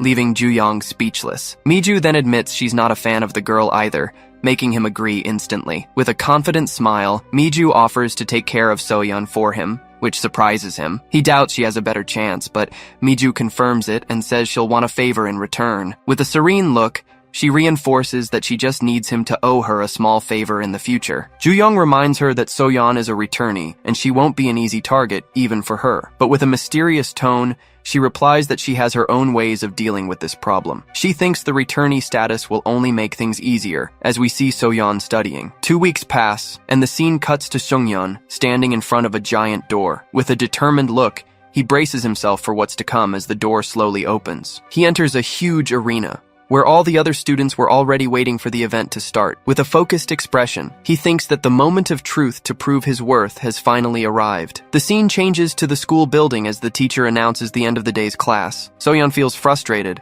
thinking she was completely useless during today's activity. But just as she's about to leave, Ji-hyung calls out to her, saying she isn't dismissed yet. He tells her he'll personally take her to the open class, which leaves her quite surprised. The two walk through a nature-filled area, and she awkwardly calls out to the teacher. She asks if there's really a classroom there, and he replies that yes, it's right in front of them. Just then, a lone elevator appears in the middle of nowhere, and he invites her in. It's explained that this is one of the ways to get to subterranean hall number 13. With a metallic clang, the doors close and the elevator begins to descend rapidly. He then asks if she's ever been to the underground campus, but she didn't even know it existed. With a smile, he explains that the school was a secret, and the best way to hide was underground. She repeats the information, shocked by the idea of an entire campus beneath her feet. The elevator doors open with a soft whoosh, revealing what lies below. A giant futuristic underground city appears, and she gasps in awe at the sight. She compares the place to a cartoon and asks what they keep in a place like this. He summarizes by saying that down here,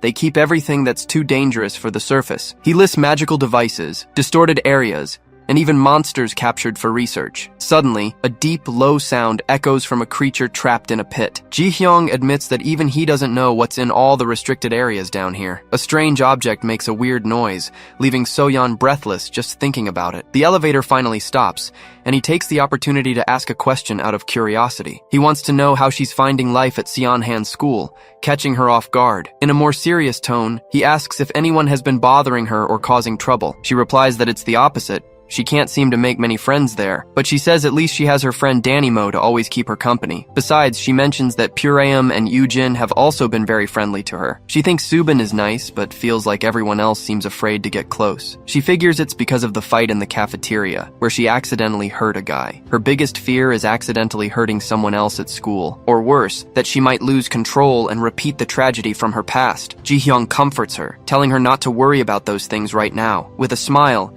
he guarantees that if something goes wrong, he'll step in and reminds her about her brother. She feels more relieved hearing that and nods in agreement. As he opens the door, he advises her, guaranteeing that what happened before won't happen again. The girl enters the arena and notices the place is packed, with people everywhere. Down below, Jin Hagiwara complains in Japanese that Ji-hyung has finally shown up. Che grabs the microphone and announces he'll give the only briefing of the day for the students. In the stands, her friend saves her a seat, while he explains the rules of the fight. We're told the event is only possible because of this special combat arena. He announces that the arena was a gift from their partners at UJ Magicore Industries. With a remote, he activates an energy barrier that surrounds the entire battlefield. It's explained that the fighters' suits connect directly to the energy barrier. He then asks what happens if someone takes a hit inside the combat arena. To demonstrate its safety, he smacks Hagiwara on the head with the microphone with full force. The poor guy gets a strong jolt, and his miniature on the barrier immediately starts to crack. It's explained that the barrier absorbs the damage,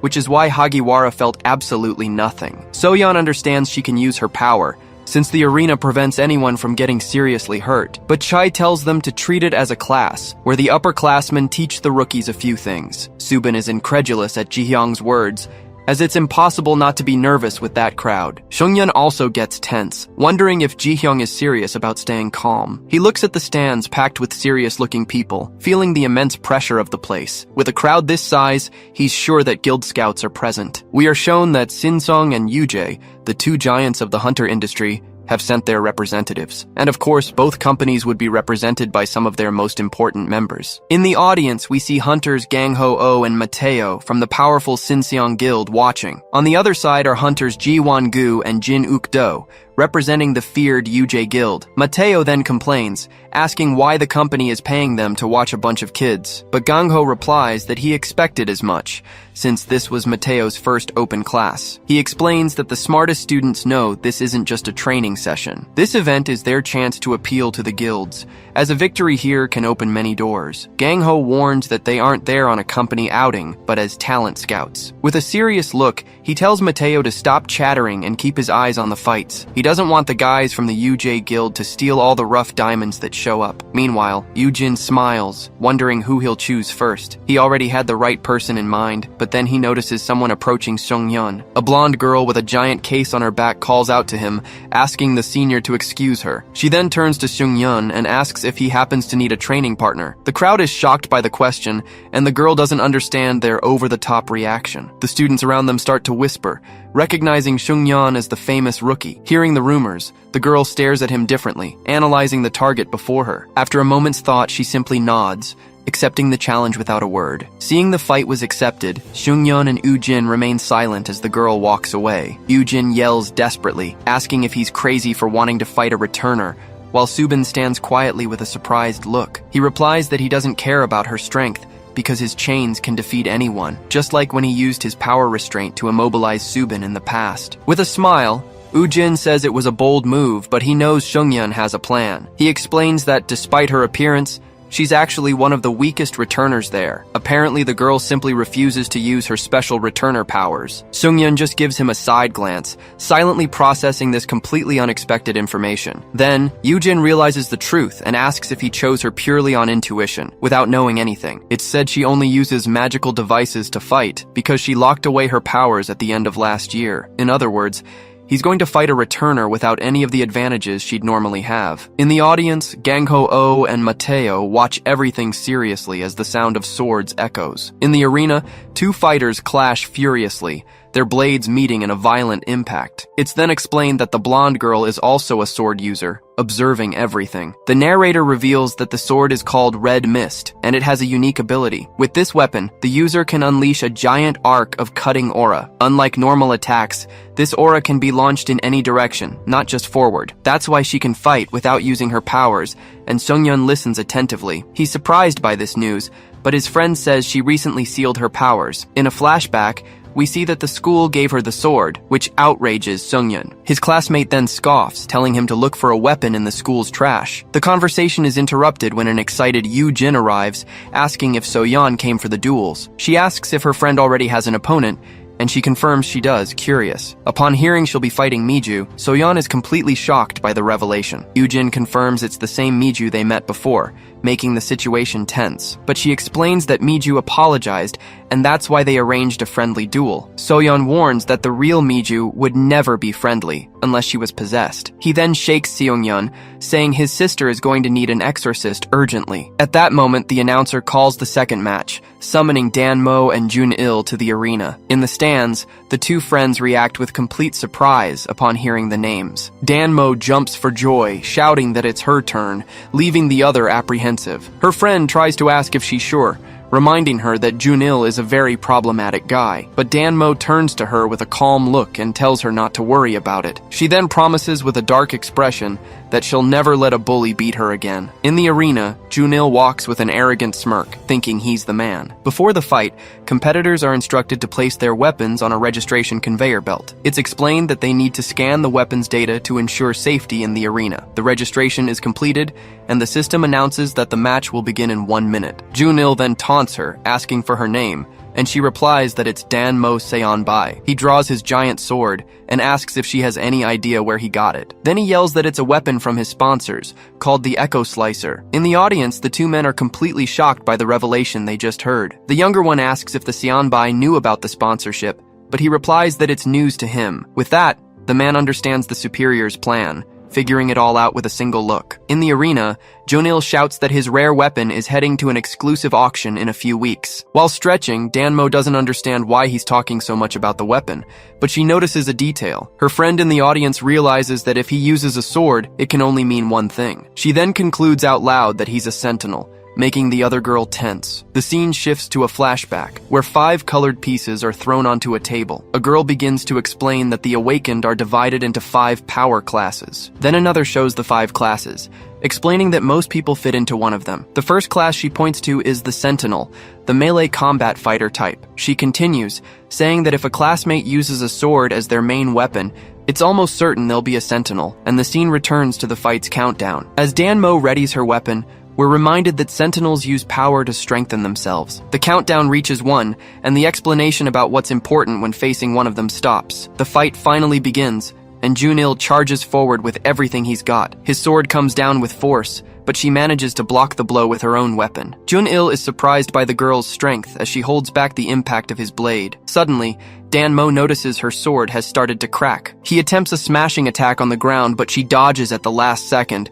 though some shards fly towards her, shattering it. Still, the impact grazes her, leaving her friend in the audience desperate. The scene reveals the final tip from the flashback, which was to avoid close-quarters combat. Jun-il takes the opportunity and goes for a decisive strike, but Danmo dodges the attack. Danmo's weapon begins to glow intensely, while Jun-il stares at her with a surprised look. With that, she spins her weapon in the air, which seems to to accumulate energy and change its shape. He is completely shocked as he sees the sword approaching, and Jun-il blocks the blow. Dan-mo herself is confused for a moment, not understanding what just happened. He wonders how she defended from that angle, when a red glow appears on his equipment. With wide eyes, he suddenly perceives a strange energy coming towards him. This mysterious force simply throws Dan-mo away, leaving Jun-il completely stunned. In the audience, everyone is in shock, not understanding how the girl was thrown like that. So-yeon analyzes the situation and realizes the sword repelled Dan-mo without Jun-il doing anything. At that, Sung-yeon puts his hands on his head. Starting to understand what's happening, he deduces that the sword reflects damage, and Jun-il admits that she almost got him. Even while panting, Dan-mo smiles and warns him that he hasn't seen anything yet. Then with a confident look,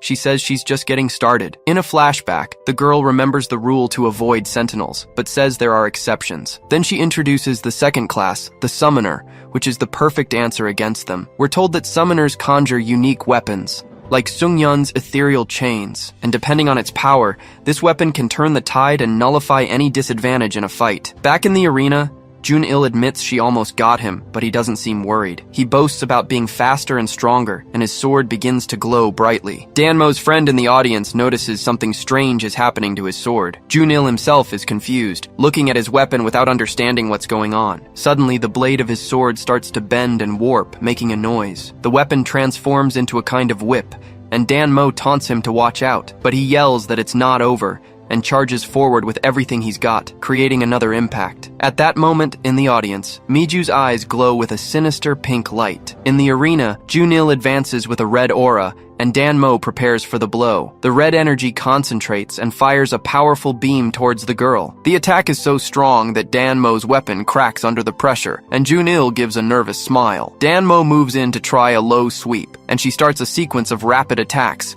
forcing her opponent to retreat across the arena. The girl seizes an opening and lands a direct hit to his face with the side of her weapon. The impact is so powerful it sends him flying back, showing the force she put into the attack. She's surprised because she hit him with everything she had, but it seems to have caused no damage. He realizes the last attack had no effect, and just stands there, completely unharmed. Suddenly, he touches his own face, and feels the skin sink in a very bizarre way. He backs away, startled by the strange sensation, yelling without understanding what's happening, and then it clicks, and he realizes her weird spoon is to blame for all of this. It's explained that anything her weapon touches instantly turns soft like paste. The effect makes everything like rubber or pudding, and he figures out that strengthening his body is useless, because a single touch is enough to soften the area, and then any blow would be fatal. Dan-mo realizes he's figured out her power, and now the fight is going to get much harder. She thinks she got lucky with that attack, because his sword fell apart at just the right moment, so she concludes that a fork or a spoon won't cut it, and she needs something sharper. We're told that her power has two weaknesses the enemy doesn't know about yet. The first is that she can only pull one piece of silverware at a time, limiting her attack options. And the second is that she never knows which piece of silverware she'll be able to pull next. For example, she can swap the spoon for a fork, but there's no guarantee. This switch leaves her defenseless for a moment, so she's worried about the risk. She laments not being like normal people, feeling bad about her ability. In a flashback, she remembers when she managed to summon a knife, only to be humiliated by her classmates. The other students laugh and throw trash on her, leaving her alone and helpless in the locker room. Lying on the floor and covered in garbage, she stares with a look of pure sadness and anger. But it's in that moment that she manages to summon a knife, which glows with a green aura. In the hallway, she confronts the bullies with the knife in her hand, and the bullies lunge at her. All the students start running, desperate, but instead of fear, she feels her heart race, and she realizes this is what she likes. With an excited smile on her face, she finally understands what a real fight feels like. Back in the arena, she gets excited at the idea of a fair fight against another awakened one. But Jun-il gets tired of his weapon and decides to throw away that useless piece of junk. In the audience, Miju is completely shocked to see his attitude in the middle of the fight. With a blue aura, he warns that if she's not going to hold back, then neither will he. He says he'll break every one of her weapons, and Dan-mo challenges him to try with a smile. At this, the girl grips her weapon tightly, getting ready to show what she can do. Then she throws the fork towards Jun-il. A giant fork appears flying towards him, leaving the guy completely stunned. He defends on reflex and wonders when she managed to switch weapons. Looking up, he notices a strange red circle, not getting what it means. The fork floats, and he feels a presence behind him, turning around with a panicked expression. It's Dan-mo who appears at his back and lands a powerful blow with her knife. The attack hits him dead on with a brutal impact, catching him completely by surprise. He smiles sinisterly, staring her down up close with a look of pure malice. Then he asks if she wants to know what his knife does, revealing its special ability. It's explained that wherever the blade hits, several other cuts appear all over the target's body. With that, he holds her and asks if she's ever heard the saying, "Death by 1,000 cuts." The knife hits its target, and the power's effect strikes them both in midair. With the impact, they both slam onto the ground, kicking up a cloud of dust in the arena. In the audience, the group of friends stares, mouths agape, unable to believe what just happened. Junil gets up and calls the girl a rat, while she recovers from the blow on the ground. But suddenly the announcer declares a winner, catching Dan Mo completely by surprise. The victory is then declared for Junil Go, who also doesn't understand the situation at all. He stands frozen, and even asks if it was really him, looking around in complete confusion. In the audience, Gang Ho-Oh comments that the result was fair, as the girl fought well, but he concludes that in the end, the difference in brute strength was the deciding factor. Junil celebrates his victory excitedly, while Dan Mo lets out a sigh of defeat. Her friend comes over apologizing, but Dan Mo comforts her, saying she did great. Dan Mo thanks them for the support and walks past her friends, who watch the scene attentively. Yoojin taunts Seungyeon, saying it must suck to see his sister's bully win, but Seungyeon replies no, because to him, Dan Mo was the one who won the fight. His friend is clueless, looking at him with a completely confused expression. He explains that the goal here is to catch the attention of the big names in the industry. It's not enough to just win. You have to stand out in any way possible. Seungyeon says Dan Mo put on a show, going head-to-head with a much stronger opponent, and she even noticed when her opponent lost focus, seizing the opportunity. She switched weapons without him noticing, giving a masterclass in strategy in the arena. On the other hand, that brute Junil had every advantage and still struggled. With a performance like that, he thinks no hunter guild will be interested in him. Dungeons are death traps, and it's easy to lose focus in them. That's why what really matters is the ability to get straight to the point with total focus. Yoojin agrees, saying the guy wasn't impressing anyone with all that nonsense. Seungyeon says he thought the weapon would carry him, but he doesn't understand why. His friend replies that a brute doesn't need a reason to be a brute. Seungyeon remembers the announcement about the sponsored weapon and starts connecting the dots. He then raises the suspicion that perhaps the Sinseong group itself set this whole thing up, and with so many important hunters there, the academy must have a bigger goal for the event. He says it's a trade-off. Students show off their skills and clients show off their toys. He then hypothesizes that Miju proposed a direct deal to Junil. The company would give him the sword in exchange for publicity, promising him a future opportunity. Yoojin agrees that this explains why he was bragging so much about the weapon. The arena exists to promote new technologies from companies. Yoojin is shocked by his intelligence, since this information isn't public. He thinks it can't be his father because Seungyeon was a rookie when he first arrived. This means he figured it all out on his own, understanding the true meaning behind the competition. Seungyeon notices the stare and asks if there's something on his face, but his friend plays it off. Soyeon glances over at Junil's group and seems to make an important decision. Then he tells Seungyeon it's time to go, leaving the boy completely confused. With a smile, he says thanks, adding that they're now closer to solving the mystery. The scene changes to a hallway, where a voice tells someone to hand over what they agreed on. In front of the restroom, Miju asks why Jun-il is so worked up, and he sighs. She reminds him of their deal, saying he was only supposed to use the Echo Slicer in the fight. He yells that there was nothing he could do, since the weapon went all limp in his hand. Miju stares him down and says he still thinks winning the fight means something here. Then she angrily yells that winning or losing doesn't matter at all in the open class. Suddenly, Ujin appears and says this is the one time it's not about winning, but competing. He then asks what the heiress of the Sinsung group is up to behind everyone's back. Miju gets all irritated by his question, puffing out her cheeks and turning her face away. She tries to kick him out, saying it's a private conversation, but he responds with pure mockery. Soyeon reveals he's figured out the deal, trading favors for a recommendation to the Sinseong Guild. Jun-il is outraged by the accusation and yells that he doesn't need to cheat to get a spot. But then he realizes she hadn't mentioned a recommendation, and Miju tells him to shut up. Soyeon celebrates being right and apologizes for thinking she would give him a spot. He then wonders what the real offer was that she used to convince Jun-il. Suddenly it clicks, and he asks who Miju is fighting in the next match. He then guesses it's against Soyeon, and Miju freezes completely upon hearing the name. He reminds Jun-il of the beating he took in the cafeteria, and suddenly it all makes sense. Jun-il stammers, at a loss for words, but Miju furiously yells at him to shut his mouth. Then Ujin points to their friends in the audience, who are watching everything with innocent smiles. He asks in a serious tone if the next victim of their plan is going to be Soyeon. At the question, the two of them stand frozen with angry expressions, breaking out in a cold sweat from the tension. From a distance,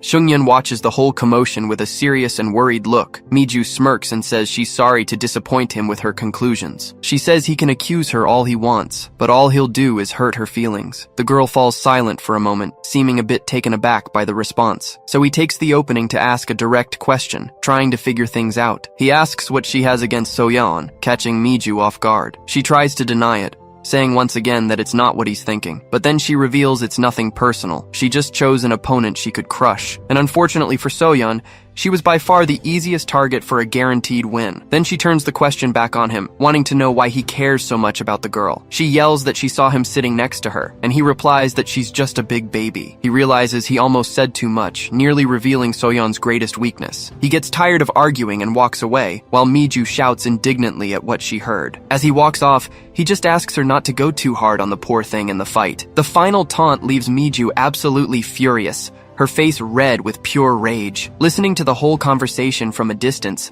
Seungyeon keeps to himself with a very worried look. Seungyeon watches the other students and thinks that he'd be lying if he said he didn't expect this. Now that everyone knows his sister is a returnee, a confrontation with the others is inevitable, but he's very worried, wondering if it had to happen right at this moment. To make matters worse, the fight was against Miju, the powerful daughter of President Sinseong. He already felt like he had too much to deal with as he watched his opponent sleeping peacefully. Just then, Soyeon calls out to him and says she thought his sister didn't even care about being a hunter. He then suggests that she just give up on everything to avoid any trouble. But Soyeon explains that when Miju finds a victim, she uses everyone like pawns. Seungyeon remembers that she's made many others break down and that he'll never forget what she did. Suddenly, a man approaches and calls the boy over for a private chat in the bleachers. He asks Seungyeon to come down for a minute, leaving the young man and his friend very surprised. The man then reveals that he wants him to join his sister in the arena, leaving him shocked. It's then explained that he'll be there too, as the rules require supervisors for the fight. He says it's to prevent any unforeseen incidents,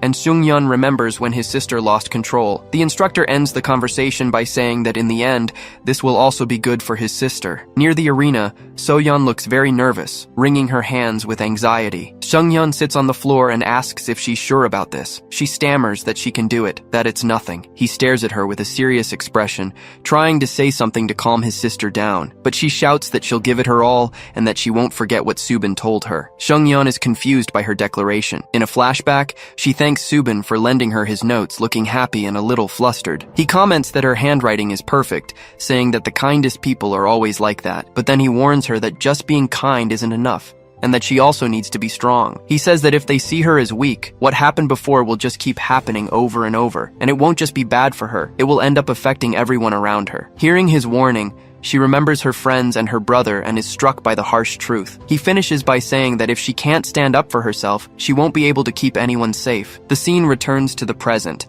and she thinks that she wishes she could say he was wrong about everything. Then she tells her brother she would die if she saw him or their friends getting hurt because of her. She shouts that she needs to do this for herself, because that's exactly what big sisters do. Seungyeon replies that it's not that she shouldn't try, but that he's very worried about the fight. Then he asks her to throw in the towel if things get ugly, which leaves the girl confused. He explains that this fight isn't worth the risk of her getting hurt, that it's not that serious. With a smile, she thanks him for his concern, happy to have him there looking out for her. Just then, the announcer calls the 8th match of the day, Soyeon-gi versus Miju Shin. The two of them walk to the center of the arena and face off, the air thick with tension. The countdown begins, and Soyeon thanks Miju for choosing her for the duel. But Miju just stares at the ground and scoffs at the idea that this will be a good fight. The fight finally begins. Miju turns with contempt and says it's a joke that she thinks she belongs in the same place as her. The girl is completely confused and apologizes, lost by her opponent's reaction. Miju gets irritated with her demeanor, saying she's tired of the innocent girl act. She continues, saying Soyeon is a real piece of work for thinking no one notices what she's doing. In the crowd, people start to whisper, and Danmo doesn't understand any of this conversation. Soyeon stammers, asking why she's so mean, as a purple energy begins to flow. Then, Miju talks about threads of fate, pulling some keychains toward her with her power. With a squeeze, the purple energy crushes the objects, releasing a dark and intense power. Then she summons a giant creature, saying she will bind her servant to her will. Miju stands beside the monster and declares it's time to end this once and for all. But Soyeon says that she has finally shown her true colors. In the audience, Gangho-oh remarks that it's finally little Miju's turn to fight. Then, Mateo warns that her opponent is a returnee, making the situation tense. Gangho-oh starts to reply, but he suddenly stops, his expression turning serious. His eyes glow red, and he senses a powerful energy coming from somewhere. In the crowd, a mysterious figure in a hat watches everything, emanating a dark aura. He wonders who that guy is and notices the burst of energy the moment their names were called. Mateo asks if he's okay, and Gangho-oh, startled, pulls himself together. He then replies that you'd better believe Miju has a chance to win this fight, and that despite being a returnee, on the inside, she's just a normal teenager. It's revealed that Miju's class is sorceress, and she appears holding a wand. With a confident look, she warns that it might not be pretty, but she always gets it done. Then she runs the wand over her lips and says that first of all, she's going to take a look. Without warning, Miju charges forward and lands a blow that sends her opponent flying across the arena. Soyeon hits the ground hard, and her brother is shocked, unable to believe what he just saw, and the monster doesn't stop coming at Soyeon. The creature then comes down with full force, but Soyeon dodges. Even so, she starts getting hit by shrapnel in the face. Seungyeon doesn't get it, as she should be able to dodge everything with ease. She keeps taking hits without fighting back, wondering why all of this is happening to her. The creature charges again,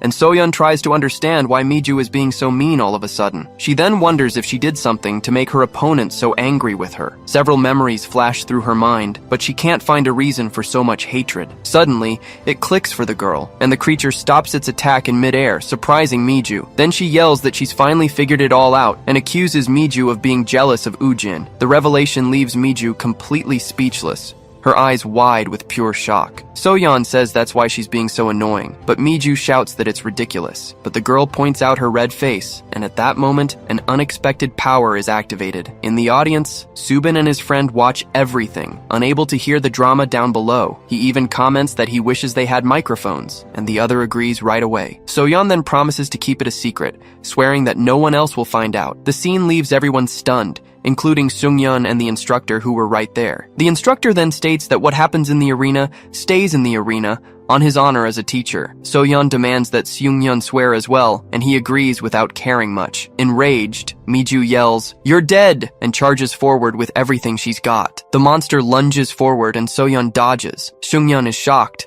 noticing that the stuffed animal has suddenly slowed down. The instructor explains that a sorceress's power weakens if their mental focus is broken. On the other hand, he notes that Soyeon hasn't even come close to showing her full power. Her eyes glow with a new intensity, showing that the real fight is about to begin. The scene cuts to a flashback where Jihyung Chai is observing her during a power assessment test. He then congratulates her on the results and explains that she has 4 abilities available at the moment. The first ability is Pisces' Ascension, which allows the girl to levitate freely. Then he lists Aquarius' Explosion and also Leo's Shield to strengthen the body. And last but not least is Sagittarius' Arrow, a piercing attack of immense power. He asks about the other abilities, but she apologizes, as she barely remembers what she's lived through. Soyeon explains that the only thing she knows is that she left many friends behind there. At this, Jihyung comforts her, saying that it's normal and that her memories will come back. He then reflects for a moment and finally realizes which ability will be the most useful. Her feet then begin to float off the ground,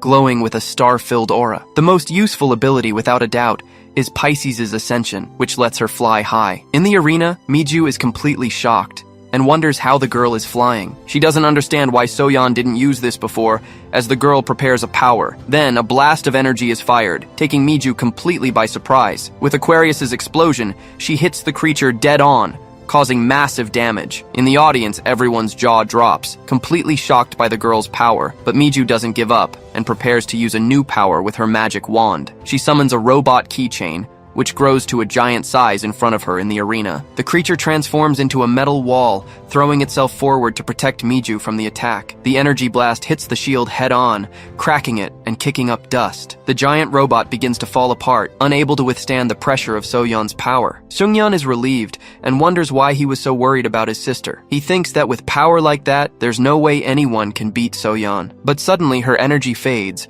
and her hand drops with no strength left to fight. Seungyeon is completely confused confused and wonders what's happening to the girl. Soyeon simply stops in the middle of the arena. The blue energy around her vanishes, and she stands there, staring straight ahead. With a malicious grin, Miju realizes she's done it, and that Soyeon is paralyzed with fear. But Soyeon was in trouble, not imagining a giant robot would be so tough. The scene shifts to Miju, who considers destroying the robot but recites a different spell. Seeing this, Soyeon decides to act fast and tries a stronger energy blast. With that, her power surges forward, hitting the mecha with devastating force. The explosion is massive, and Soyeon shields herself from the rising dust. She floats in the air as the smoke clears, revealing a strange scene on the ground. Soyeon looks down and is shocked to see Miju lying there. A heartbeat begins to echo, and the girl on the ground swears she felt something. Soyeon also hears the heartbeat, remembering they said it was impossible to hurt anyone inside. The scene cuts to a red place, showing Ji-hyung Chai severely injured and on his knees. He's covered in blood and breathing with great difficulty, too weak to get up. Elsewhere, Yunbi starts to panic,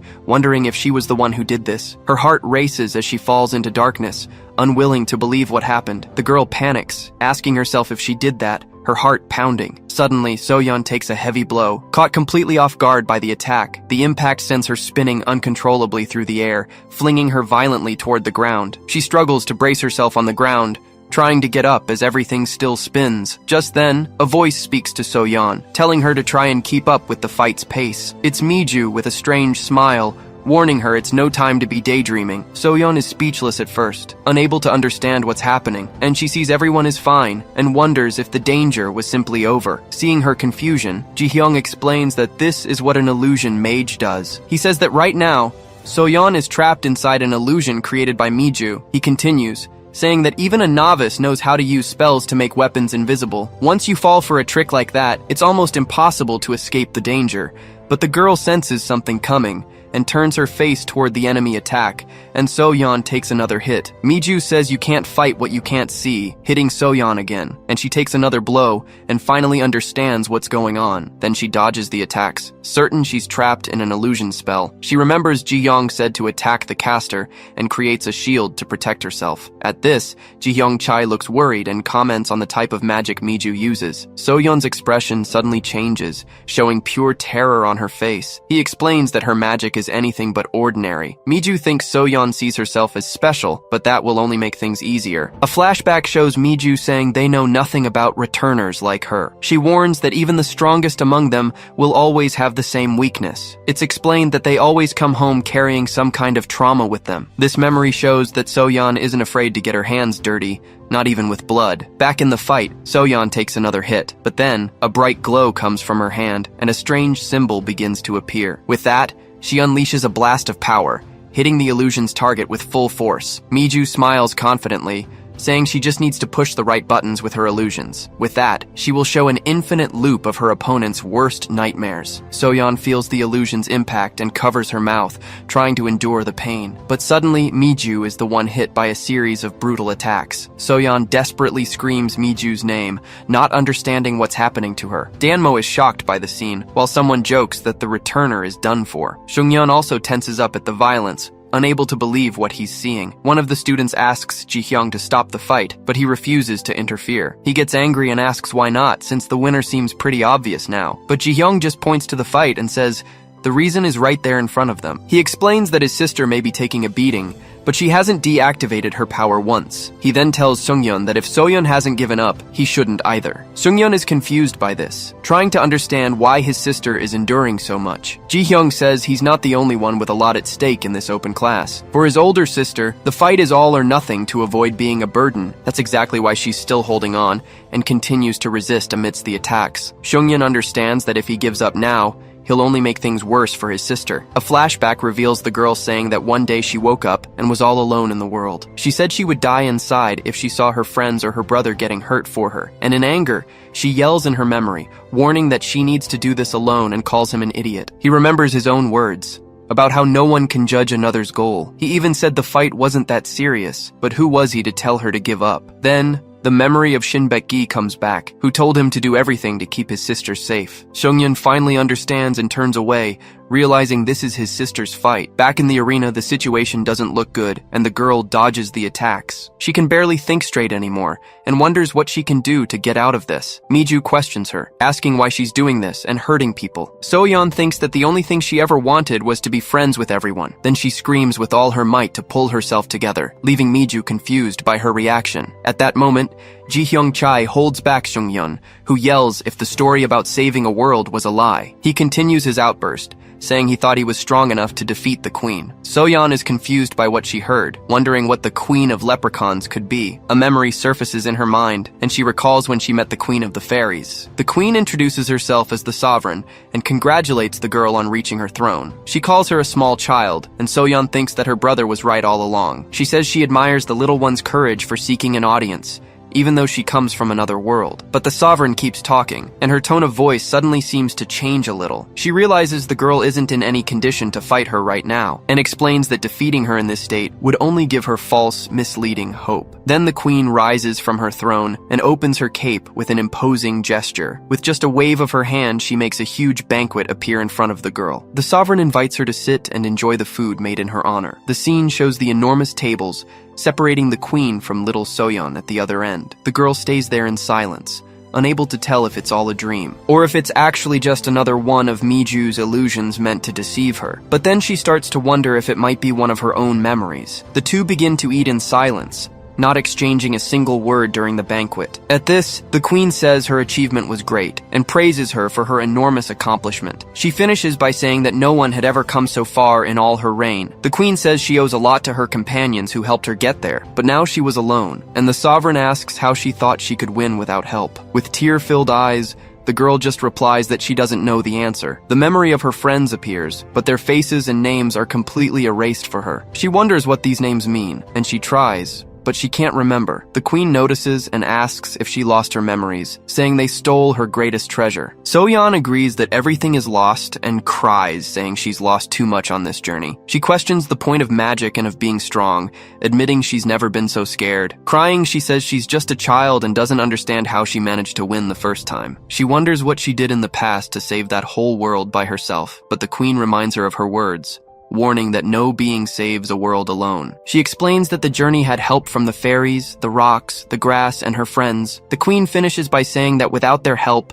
her powers would be a joke. With an aura of power, the sovereign states that she is clearly superior to her in every way. As Soyeon's eyes fill with tears, the queen seems to think that perhaps it was by her hands that her world knew true salvation. She explains that what she saw wasn't fairy magic, but a power of the human race. An immense power, unknown in the fairy realm, that changed the world with its charm. The girl is confused and asks what those words really meant. Then, the queen tells her she has already given her the answer she so desperately sought. And as the banquet ends, she orders the girl to show everything she can do. Soyeon asks what she wants to be shown, still confused by the queen's request. The sovereign replies with a smile, saying she wants to see the little girl's magic. Back in the present, she knows it's all fake, but she couldn't help but think that maybe she really is capable of doing all those horrible things she saw. This thought scares her more than anything, and she remembers the queen talking about having help. She looks back and sees the banquet, and realizes the fairy queen was right. Her memories show that she was never alone, and she sees her brother there with Ji-hyung. Maybe with Seung-yeon watching over her,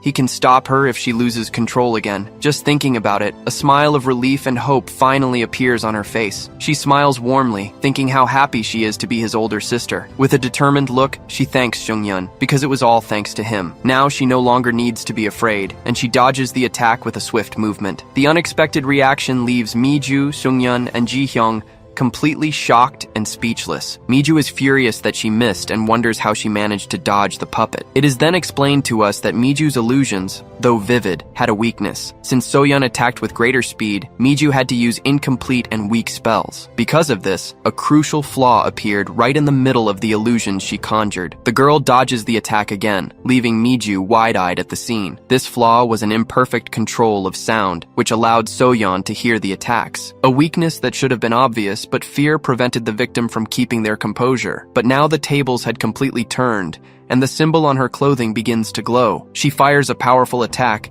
hitting one of the creatures Miju summoned dead on. Seeing that the fear was gone, Miju realizes that Soyeon has finally discovered her secret, but she scoffs at the situation, saying the girl will hesitate before attacking her. Miju says this is the only opening she needs and begins to recite a new spell. Her eyes glow with power as she tries to trap her opponent in absolute silence, but a giant image of Soyeon appears, with an aura that leaves her completely terrified. A shiver runs down her spine, and she begins to tremble with fear at what she's seeing. The queen's voice echoes, saying that her power is the kind of charm that overcomes fear. Even so, Miju decides to attack, firing a blast of energy at Soyeon. It's because Soyeon now fights with a heart full of courage, and she won't back down anymore. Miju feels like her hand isn't her own, and realizes the statue's hand has been torn off. A blue symbol appears in her eye, and the girl is in shock over what happened. With a determined look, Soyeon gets ready, while Miju watches her from a distance with anger. But then Miju simply announces she gives up,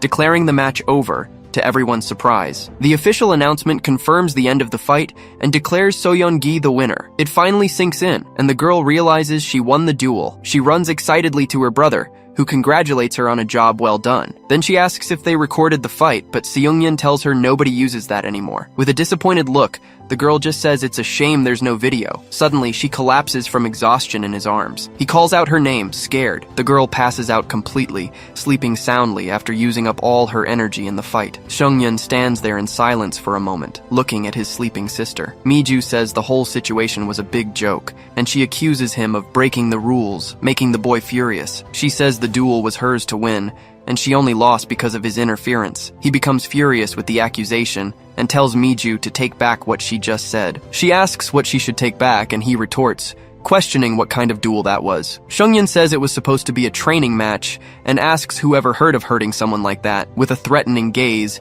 he says she knew the rules and shouldn't have messed with her head. But Miju gives a smirk and says she doubts he would understand. She finishes by saying that Nepo babies like him never understand these things. At that moment, Ji-hyung tries to calm the boy down, asking him to take it easy. He warns him not to do anything in front of the crowd, and Miju simply turns and leaves. She walks away thinking she almost had it, that she was so close to winning the fight, but the image of Soyeon and her immense power wouldn't leave her mind. Miju grinds her teeth in anger, admitting the girl showed more grit than she did. But in the end, she thinks it doesn't matter, because the Sinseong group got what they wanted. And in a way, she also got her chance to show off, even if it wasn't perfect. Thus, she leaves the arena, unaware she'd made a crucial mistake she would come to regret. She had just awakened the fury of someone who is extremely vengeful and protective. He wouldn't rest until he got his revenge, and right there, he swore that Miju would pay for everything. Just then, a very excited Dan Mo arrives and congratulates her friend on the big win. But she says she'll only talk if Soyeon is awake,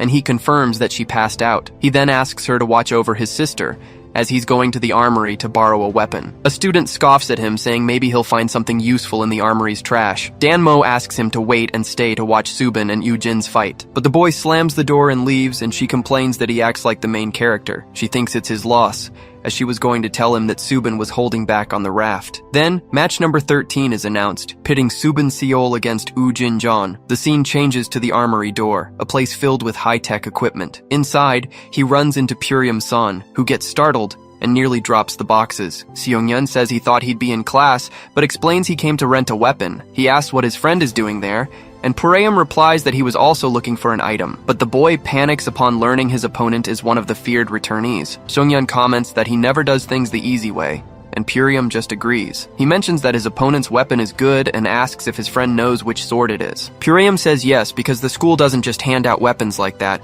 and he held it last year. At this, Seungyeon gets excited and asks what weak point he can exploit. He explains that the attack doesn't hit from behind, leaving the user's back vulnerable. Seungyeon is surprised. He thought the technology would pass through the body without causing harm, but his friend freezes for a second and says the weapons aren't that fancy. He gets irritated and says that's the problem with the school's muscle-bound hunters. Then he freaks out, asking how an attack can pass through someone without hurting them. The boy yells that this isn't a comic book and that engineers don't break the laws of physics. He goes on saying that he should be impressed with the technology inside that sword. With a technical outburst, he threatens Seungyeon, who admits defeat in the argument. Purium calms down and says that magic engineering is a complex art, like programming. Then, he gets an idea. He thinks the damage-reflecting sword must have rules. He concludes that there might be things the sword can't return to sender, but suddenly he stops walking and shouts Purium's name. Purium turns around, not understanding what he wants now. With a smile on his face, he asks for a favor, saying he needs to pick up a little something. The boy thinks about the proposal for a moment and replies that it shouldn't be too hard to do, but he asks what Sungyeon is planning, who says he just had a little idea. He wants an advantage to beat a returnee in a fair one-on-one fight, and he also wants to screw over a certain someone, calling it all his grand master plan. Purim is completely lost by the conversation and doesn't understand what's happening. Back in the arena, the countdown begins, with 5 seconds left until the fight starts. At the number 3, Subin gets ready, summoning several energy cubes around him. Yujin gives a sideways smile, confidently waiting for the combat to begin. But out of nowhere, something hits the ground hard, taking Subin completely by surprise. With the shout of, "Fight!" Yujin charges forward with his power, already behind Subin. The scene cuts to minutes before the fight, showing Ujin and Subin getting ready. Then, Subin thanks Ujin for accepting the fight, leaving him confused. Subin explains that he felt like everyone was running from him, since he's number 1. But Ujin says you can't blame them, as everyone just wants an easier day. The boy asks why he chose him, and if it was because he was the last one left. But Ujin replies that there's no such thing as an easy day in the life of a true hunter. He says Subin might have his tricks, but he can take his word for it. And with a serious look, he warns him that he'll find out nothing goes as planned in this line of work. Suddenly, Miju and Sungyeon start sneezing, and Pareum says, "Bless you." Ujin says his motto is not to worry about what he can't predict. He turns his back and says that this is what it means to be a true hunter. The boy reflects on what he heard and remembers Seongyun's words about goals. With a smile on his face, Subin replies that he doesn't hate that life philosophy after all. Back at the armory, Purium comments that the fight between the two will please everyone, but he says if he had to bet, he'd put his money on Ujin's victory. Sungyeon questions his friend's bet, since it's a rookie against a student who was held back a year. With a serious expression, Pareum says that normally, it wouldn't be wrong to doubt a student who was held back, but he adds that there are exceptions to absolutely every rule. Then he reveals that Ujin was only held back because of all his disciplinary warnings, and if he weren't such a trouble magnet, things would have been very different. He definitely would have been the best sentinel among all the second-year students. With a powerful kick, Ujin rushes forward, catching Subin by surprise with his speed, but Subin manages to block the attack at the last second. Then, the white-haired boy defends himself, using one of his elemental energy cubes. Dan Mo is in shock and yells that he managed to block the hit. It's explained to us that the question wasn't how he saw it, because he actually didn't. In reality, Subin had no idea where Ujin's attack would come from. What he had was a horde of spirits, which makes it difficult to track a sentinel in combat. But that hardly mattered to Subin, who, unlike a mage, has a crucial advantage. The spirits have minds of their own, and that's the great advantage he possesses. A mage controls puppets, but he trains the spirits to obey his commands. So, with trained spirits, sometimes he just needs to let them do the work. But the cube begins to crack, and Subin is on alert from the force of the blow. The shield shatters, and suddenly, the sound of a gear echoes, and a water aura envelops Ujin. With that, a pillar of water shoots up, nearly hitting Ujin straight in the face. Ujin dodges, but ends up with a small scratch on his cheek. The girls in the crowd comment that he's totally different from that night on the ferry. Subin feels that everything he throws seems much sharper than before. Then, Ujin prepares for the next attack, creating several water spheres around him. He fires a sequence of water attacks that rush straight at Subin. The boy dodges, and suddenly a blast of water comes his way. With a quick move, Ujin defends himself from the blast, and Ujin notices his arm cracking, but Ujin just grunts, not seeming the least bit intimidated by his defense. Ujin moves in, and with a powerful blow, he shatters the shield, breaking through his opponent's defense. In the crowd, the girls eat popcorn and comment that another one has hit the dust. Subin dodges by a hair's breadth and uses his spirits to defend against the attacks. Through the broken shield, Ujin gives a sinister smile, seeming to enjoy the fight. It's explained that despite the spirits protecting him, there's a way to deal with them. The solution is to simply destroy everything until there's nothing left in the way. For him, strategies are worthless, as brute force can solve any problem. In his world, it's very simple. Either you're strong enough to win, or you're not. He breathes heavily and compliments the rookie, saying it's no wonder he's number 1. Then he asks what's next, as he knows he still has one last spirit. Subin warns with a dark look, telling him to remember he's the one who asked for this. He says he didn't want to play this way, but Ujin left him no other choice. Then he summons not one, but 2 elemental spirits, one in each of his hands. The revelation catches Ujin by surprise, as he still had 2 spirits left to fight, stunning everyone in the audience. Outraged, he shouts that it can't be, and rushes at his opponent with everything he's got. Subin orders the Great Torrent to advance. The explosion is gigantic, and Ujin wonders if the place has turned into a water park. He yells that Subin is a huge show-off, and that he was already impressive before, but he admits the kid is a lot more trouble than he initially expected. That's because the spirit mage Subin Seol was, in fact, an extremely rare and powerful S-rank. It all starts underwater. Ujin John opens his eyes, completely confused. He finds himself floating alone, surrounded by a huge school of fish. He wonders where he is, maybe in the middle of the ocean. Suddenly, a very friendly-looking dolphin appears right in front of him, making a little noise. Ujin gets scared,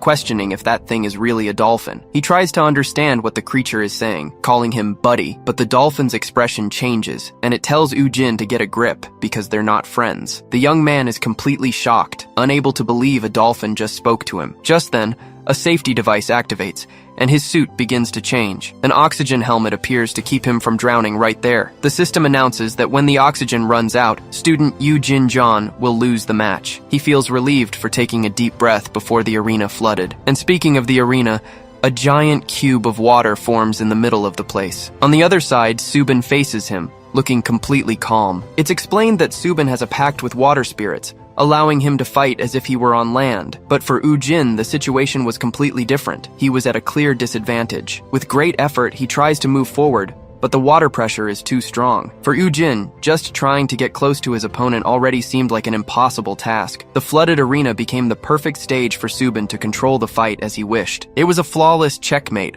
as Ujin couldn't use his full strength in there. Ujin understands that his opponent was just testing the waters before going all out. He thinks he would have lost without even showing his skills if Subin had gone all out from the start. With a mocking look, Subin watches his enemy, finding him very kind for waiting. He analyzes that the area is enclosed, and Ujin has nowhere to swim to escape. With a glint in his eye, he's sure victory is his if he maintains the flood. In the audience, the other Ujin's jaw drops, impressed by what she sees. Seungyeon is also shocked, wondering what kind of biblical tsunami this is. He admits he knew Subin had a few tricks up his sleeve, but he never imagined something this incredible. He concludes this is on another level, with Subin displaying a sinister aura. In the arena, Ujin is sweating, but he seems very focused on something. At this, the audience begins to whisper, wondering why he's just stalling for time. Seungyeon is also curious, wanting to know what Ujin is up to in there. But suddenly, upon seeing the fighter's expression, his eyes widen in shock. Seungyeon shouts, saying there's no way he's about to do that. He then grabs Soyeon, warning her that they need to get out of there immediately. Desperately, he yells for everyone to hurry up and run. Meanwhile, Ujin lowers his head,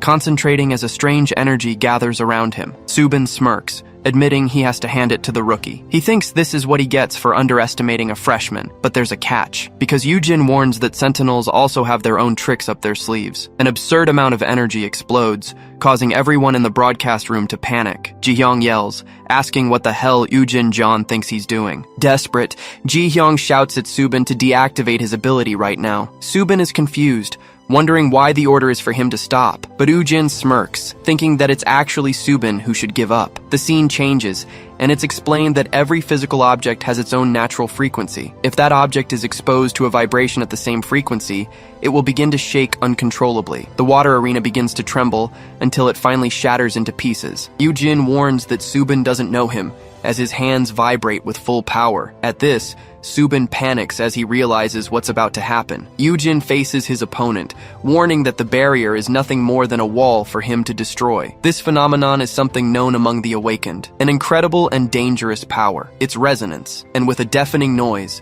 the water barrier explodes into 1,000 pieces. The water crashes down on the audience, leaving everyone confused and completely drenched. The other Ujin is amused by the situation, giving a little wink as the water falls. She is mesmerized by the beauty of the water droplets falling around her. Everyone looks up, as the sight of the droplets sparkling in the air is beautiful. In the middle of the wet arena, Subin lies on the ground, completely shocked by what happened. Ujin calmly approaches him and compliments the trick his opponent used. He then smiles, saying Subin must be out of mana, which guarantees him a flawless victory. But Ji-hyung interrupts him, helping Subin up and declaring that the victory is actually his. He yells that Ujin was disqualified for destroying school property, with Subin saying he's never heard of that rule. Ji-hyung curses at Ujin for nearly drowning everyone. Sung-yeon realizes what the veteran Ujin is made of, and the reason for his reputation. With the arena in pieces, it's no surprise he was held back for bad behavior. Luckily, the water in the arena evaporated, allowing the competition to continue as normal. Ji-hyung announces that the next fight is between Sung-yeon-gi and Yona-io. In the crowd, his sister So-yeon cheers loudly,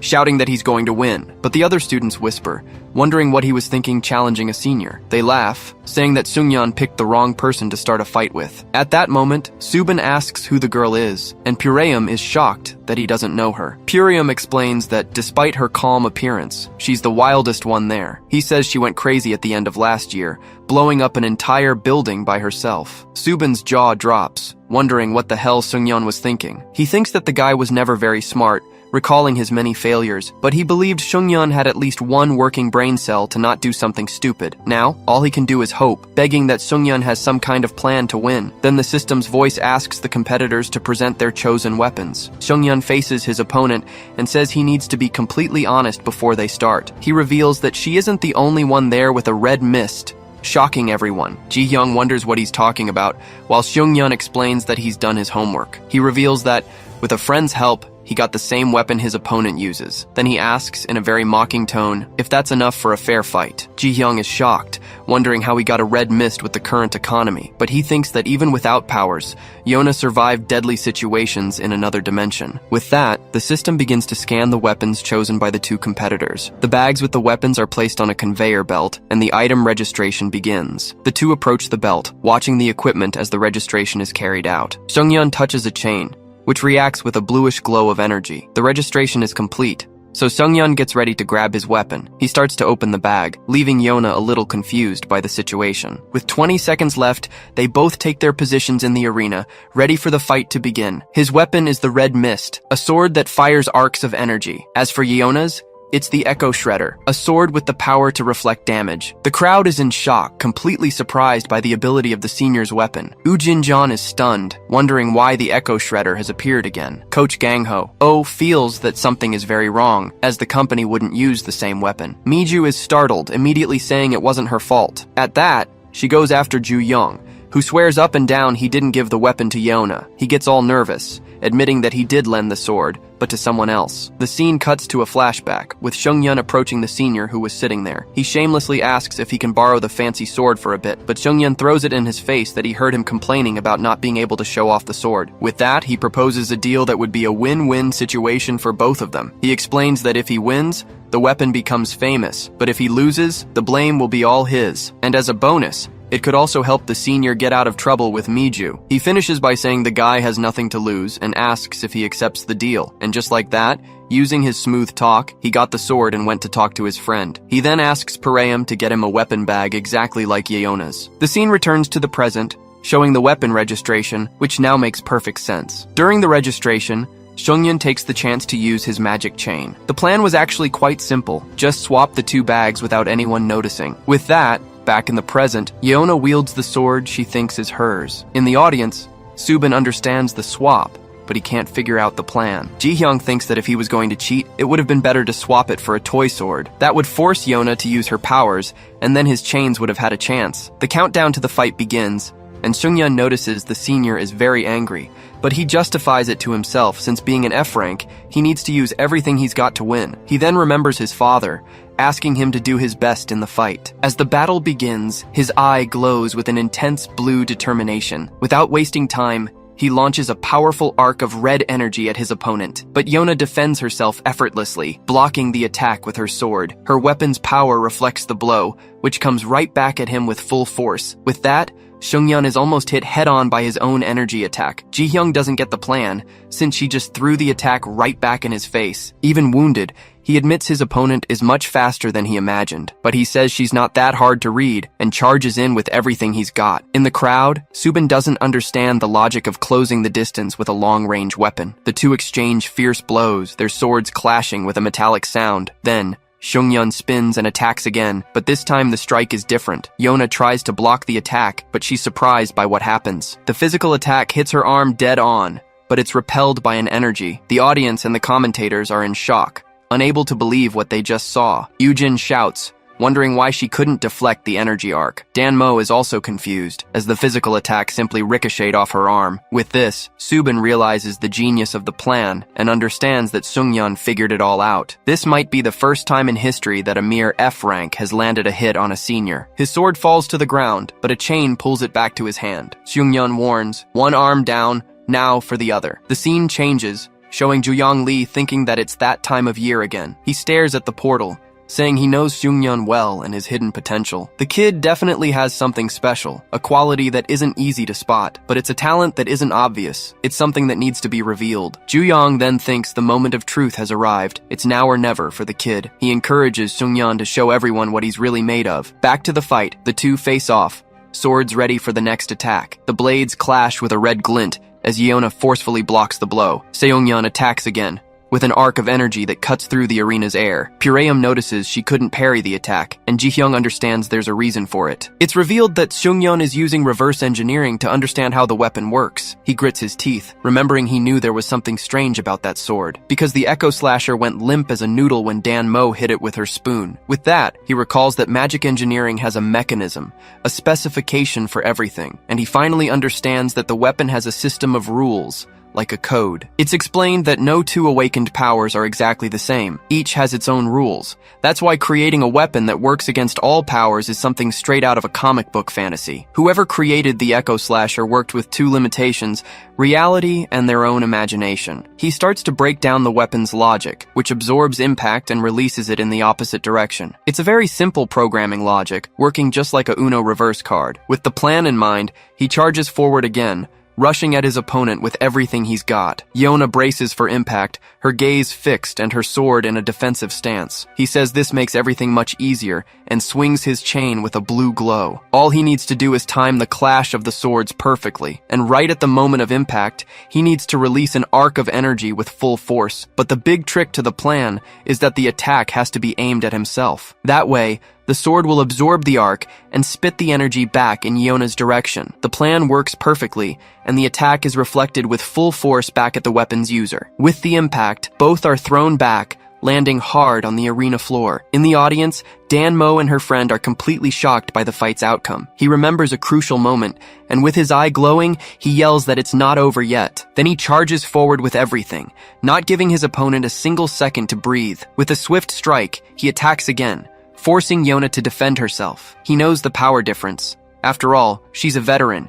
and he's just an F rank. He always knew she was a monster, from the time his sister was in the hospital. That's why he needs to end the fight before she uses her strength to turn the tables. He focuses on his goal, because the only thing that matters right now is precision. The plan only works if he gets the timing of the touch exactly right, otherwise it's over for him. The swords clash once more, the sound of metal echoing throughout the arena. He remembers moments from the past and tells himself to stay focused on the fight. Energy explodes around him, because for him, failure was never an option. He recalls the lonely times, when he was cast aside by everyone around him. Because of everything he's been through, he has to win this fight, no matter the cost. The image of his father comes to mind, an important figure who motivates him. With a furious shout, he erupts, needing to prove his true worth. Ji-hyung Chai watches the fight, and upon seeing the red energy, he finally understands the plan. He remembers a scene of pure destruction caused by that same red energy from before. With a relieved smile, he thinks to himself that he knew he saw something special in that kid. Jin Hagiwara realizes that the weapon meant to protect Yeona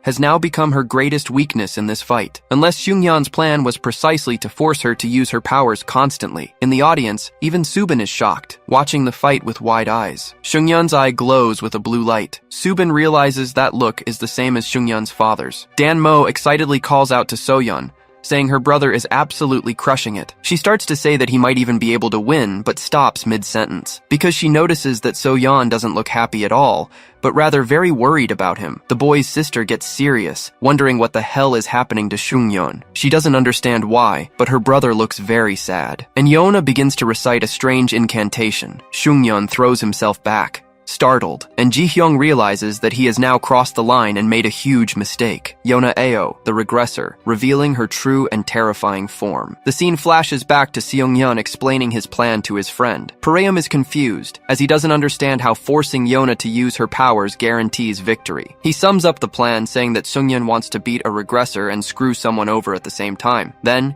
he asks who the other person his friend is trying to screw over in the process is. Seung-yeon just gives a mysterious, knowing smirk. Back at the fight, Gang Ho-oh calls out Mateo's name. Mateo turns around, startled, not understanding what's going on. Gang Ho-oh warns him that they need to stop this fight right now. Mateo is speechless, while the other man seems furious with the situation. He yells that the regressor is using a prototype sword that hasn't even been released to the market yet. To make matters worse, she shouldn't even have the weapon, and now she's embarrassing herself in front of everyone. Mateo turns pale as he realizes that half the hunters in the country are watching everything live. In the midst of the shouting, Gang Ho-oh's phone starts ringing, making him even more annoyed. On the other end of the line, Miju ironically asks if they're having fun at the company's expense. She then explodes, screaming at them to stop this horror show immediately. On the phone, the man despairs, saying that if the regressor loses, the company will go bankrupt. But Miju hangs up on him without a second thought. Filled with anger and frustration, she clutches her phone, lamenting that it's too late to do anything now. It's revealed that she practically begged her father to handle this product presentation. Now she's desperate, because if he finds out about her screw-up, it'll all go down the drain. Just then, she remembers Seung-yeon, and her eyes fill with pure fury and understanding. She wonders if this was his plan all along, but doubts that Moron would be that smart, because if he just wanted to win, he would have switched the sword for any other, not the Ripper. Sitting at a game board, she finally realizes that Seung-yeon-gi is a treacherous snake. She understands his move, feeling like an idiot for being so easily fooled by him. Elsewhere, Mateo asks his boss what the plan is to stop the match now. Gang Ho-oh says he knows the building and could even burn the whole place down. Mateo turns pale with fear, asking if the veteran is serious about setting everything on fire. He thinks that's crossing a line, even for the people at the corporation. Gang Ho-oh glares at him, asking since when they've ever cared about limits. Yona unleashes all her power at once. Seung-yeon throws himself back, startled, preparing for Yona's attack, and Seung-yeon realizes she's coming at him with everything she's got. She remembers that this isn't her first battle,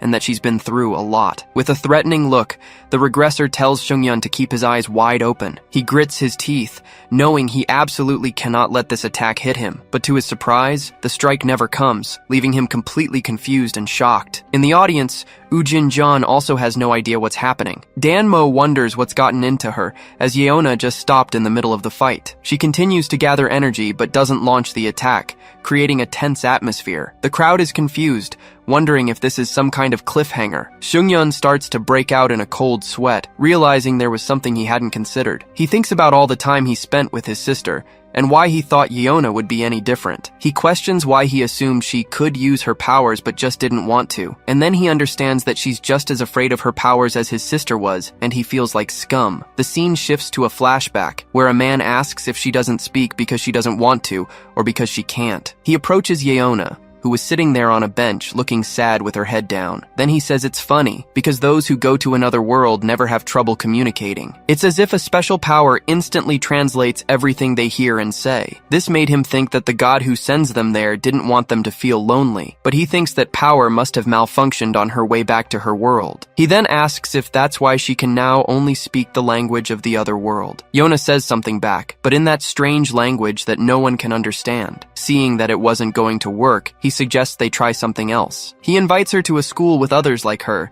extending a hand to help. He explains that there are other ways to understand each other, even without saying a word. And so, she arrives at the Seonghan Academy for the Gifted, a completely new place. The man then welcomes her as she looks a bit lost in the school hallway. He tells her that she'll find many other students there who are just like her. With that, a glimmer of hope appears in her eyes as she sees the other students. A flashback tells us that Yona was known for being the wildest of the regressors. It's explained that at the end of last year, she completely lost her mind and went berserk. She single-handedly blew up an entire building with no help from anyone. But afterward, she seemed utterly utterly terrified by what she had just done. No one could communicate with her. It was like she was trapped in her own world. Then, a mysterious man found her in the middle of all that mess and destruction. To other people, she barely looked human, with such a frightening and out-of-control power. Meanwhile, Gang Ho-Oh asks Mateo what a hunter needs most to survive. He then tells him not to let the rules get in the way of common sense in a tight spot. The scene cuts back to Seungyeon, who understands that he shouldn't be bound by any limits. Back in the fight, Yona is crying, afraid of her own dangerous, uncontrolled power. But Seungyeon realizes this isn't right. This wasn't how he wanted to fight. Then, in an unexpected move, he simply throws his sword away onto the arena floor. He thinks he should have known from the start that she was scared the whole time. Winning like this would just make him look like a dirty cheater, not a real victor, and it would leave a bitter taste in his mouth, reminding him of his sister. On top of that, he thinks about everything Ji-hyung said and makes a decision. Suddenly, he gets angry and yells that he's had enough of all this stalling. He screams that he hates his own powers too, and asks if they're going to fight or not. He remembers that there are other ways to understand people, and without a word, Yona seems to finally understand what he meant. With that, the red energy in her arm slowly begins to fade. Time is running out, and the announcer says there's 1 minute left in the match. Then Yona rushes toward him, determined to fight using her powers.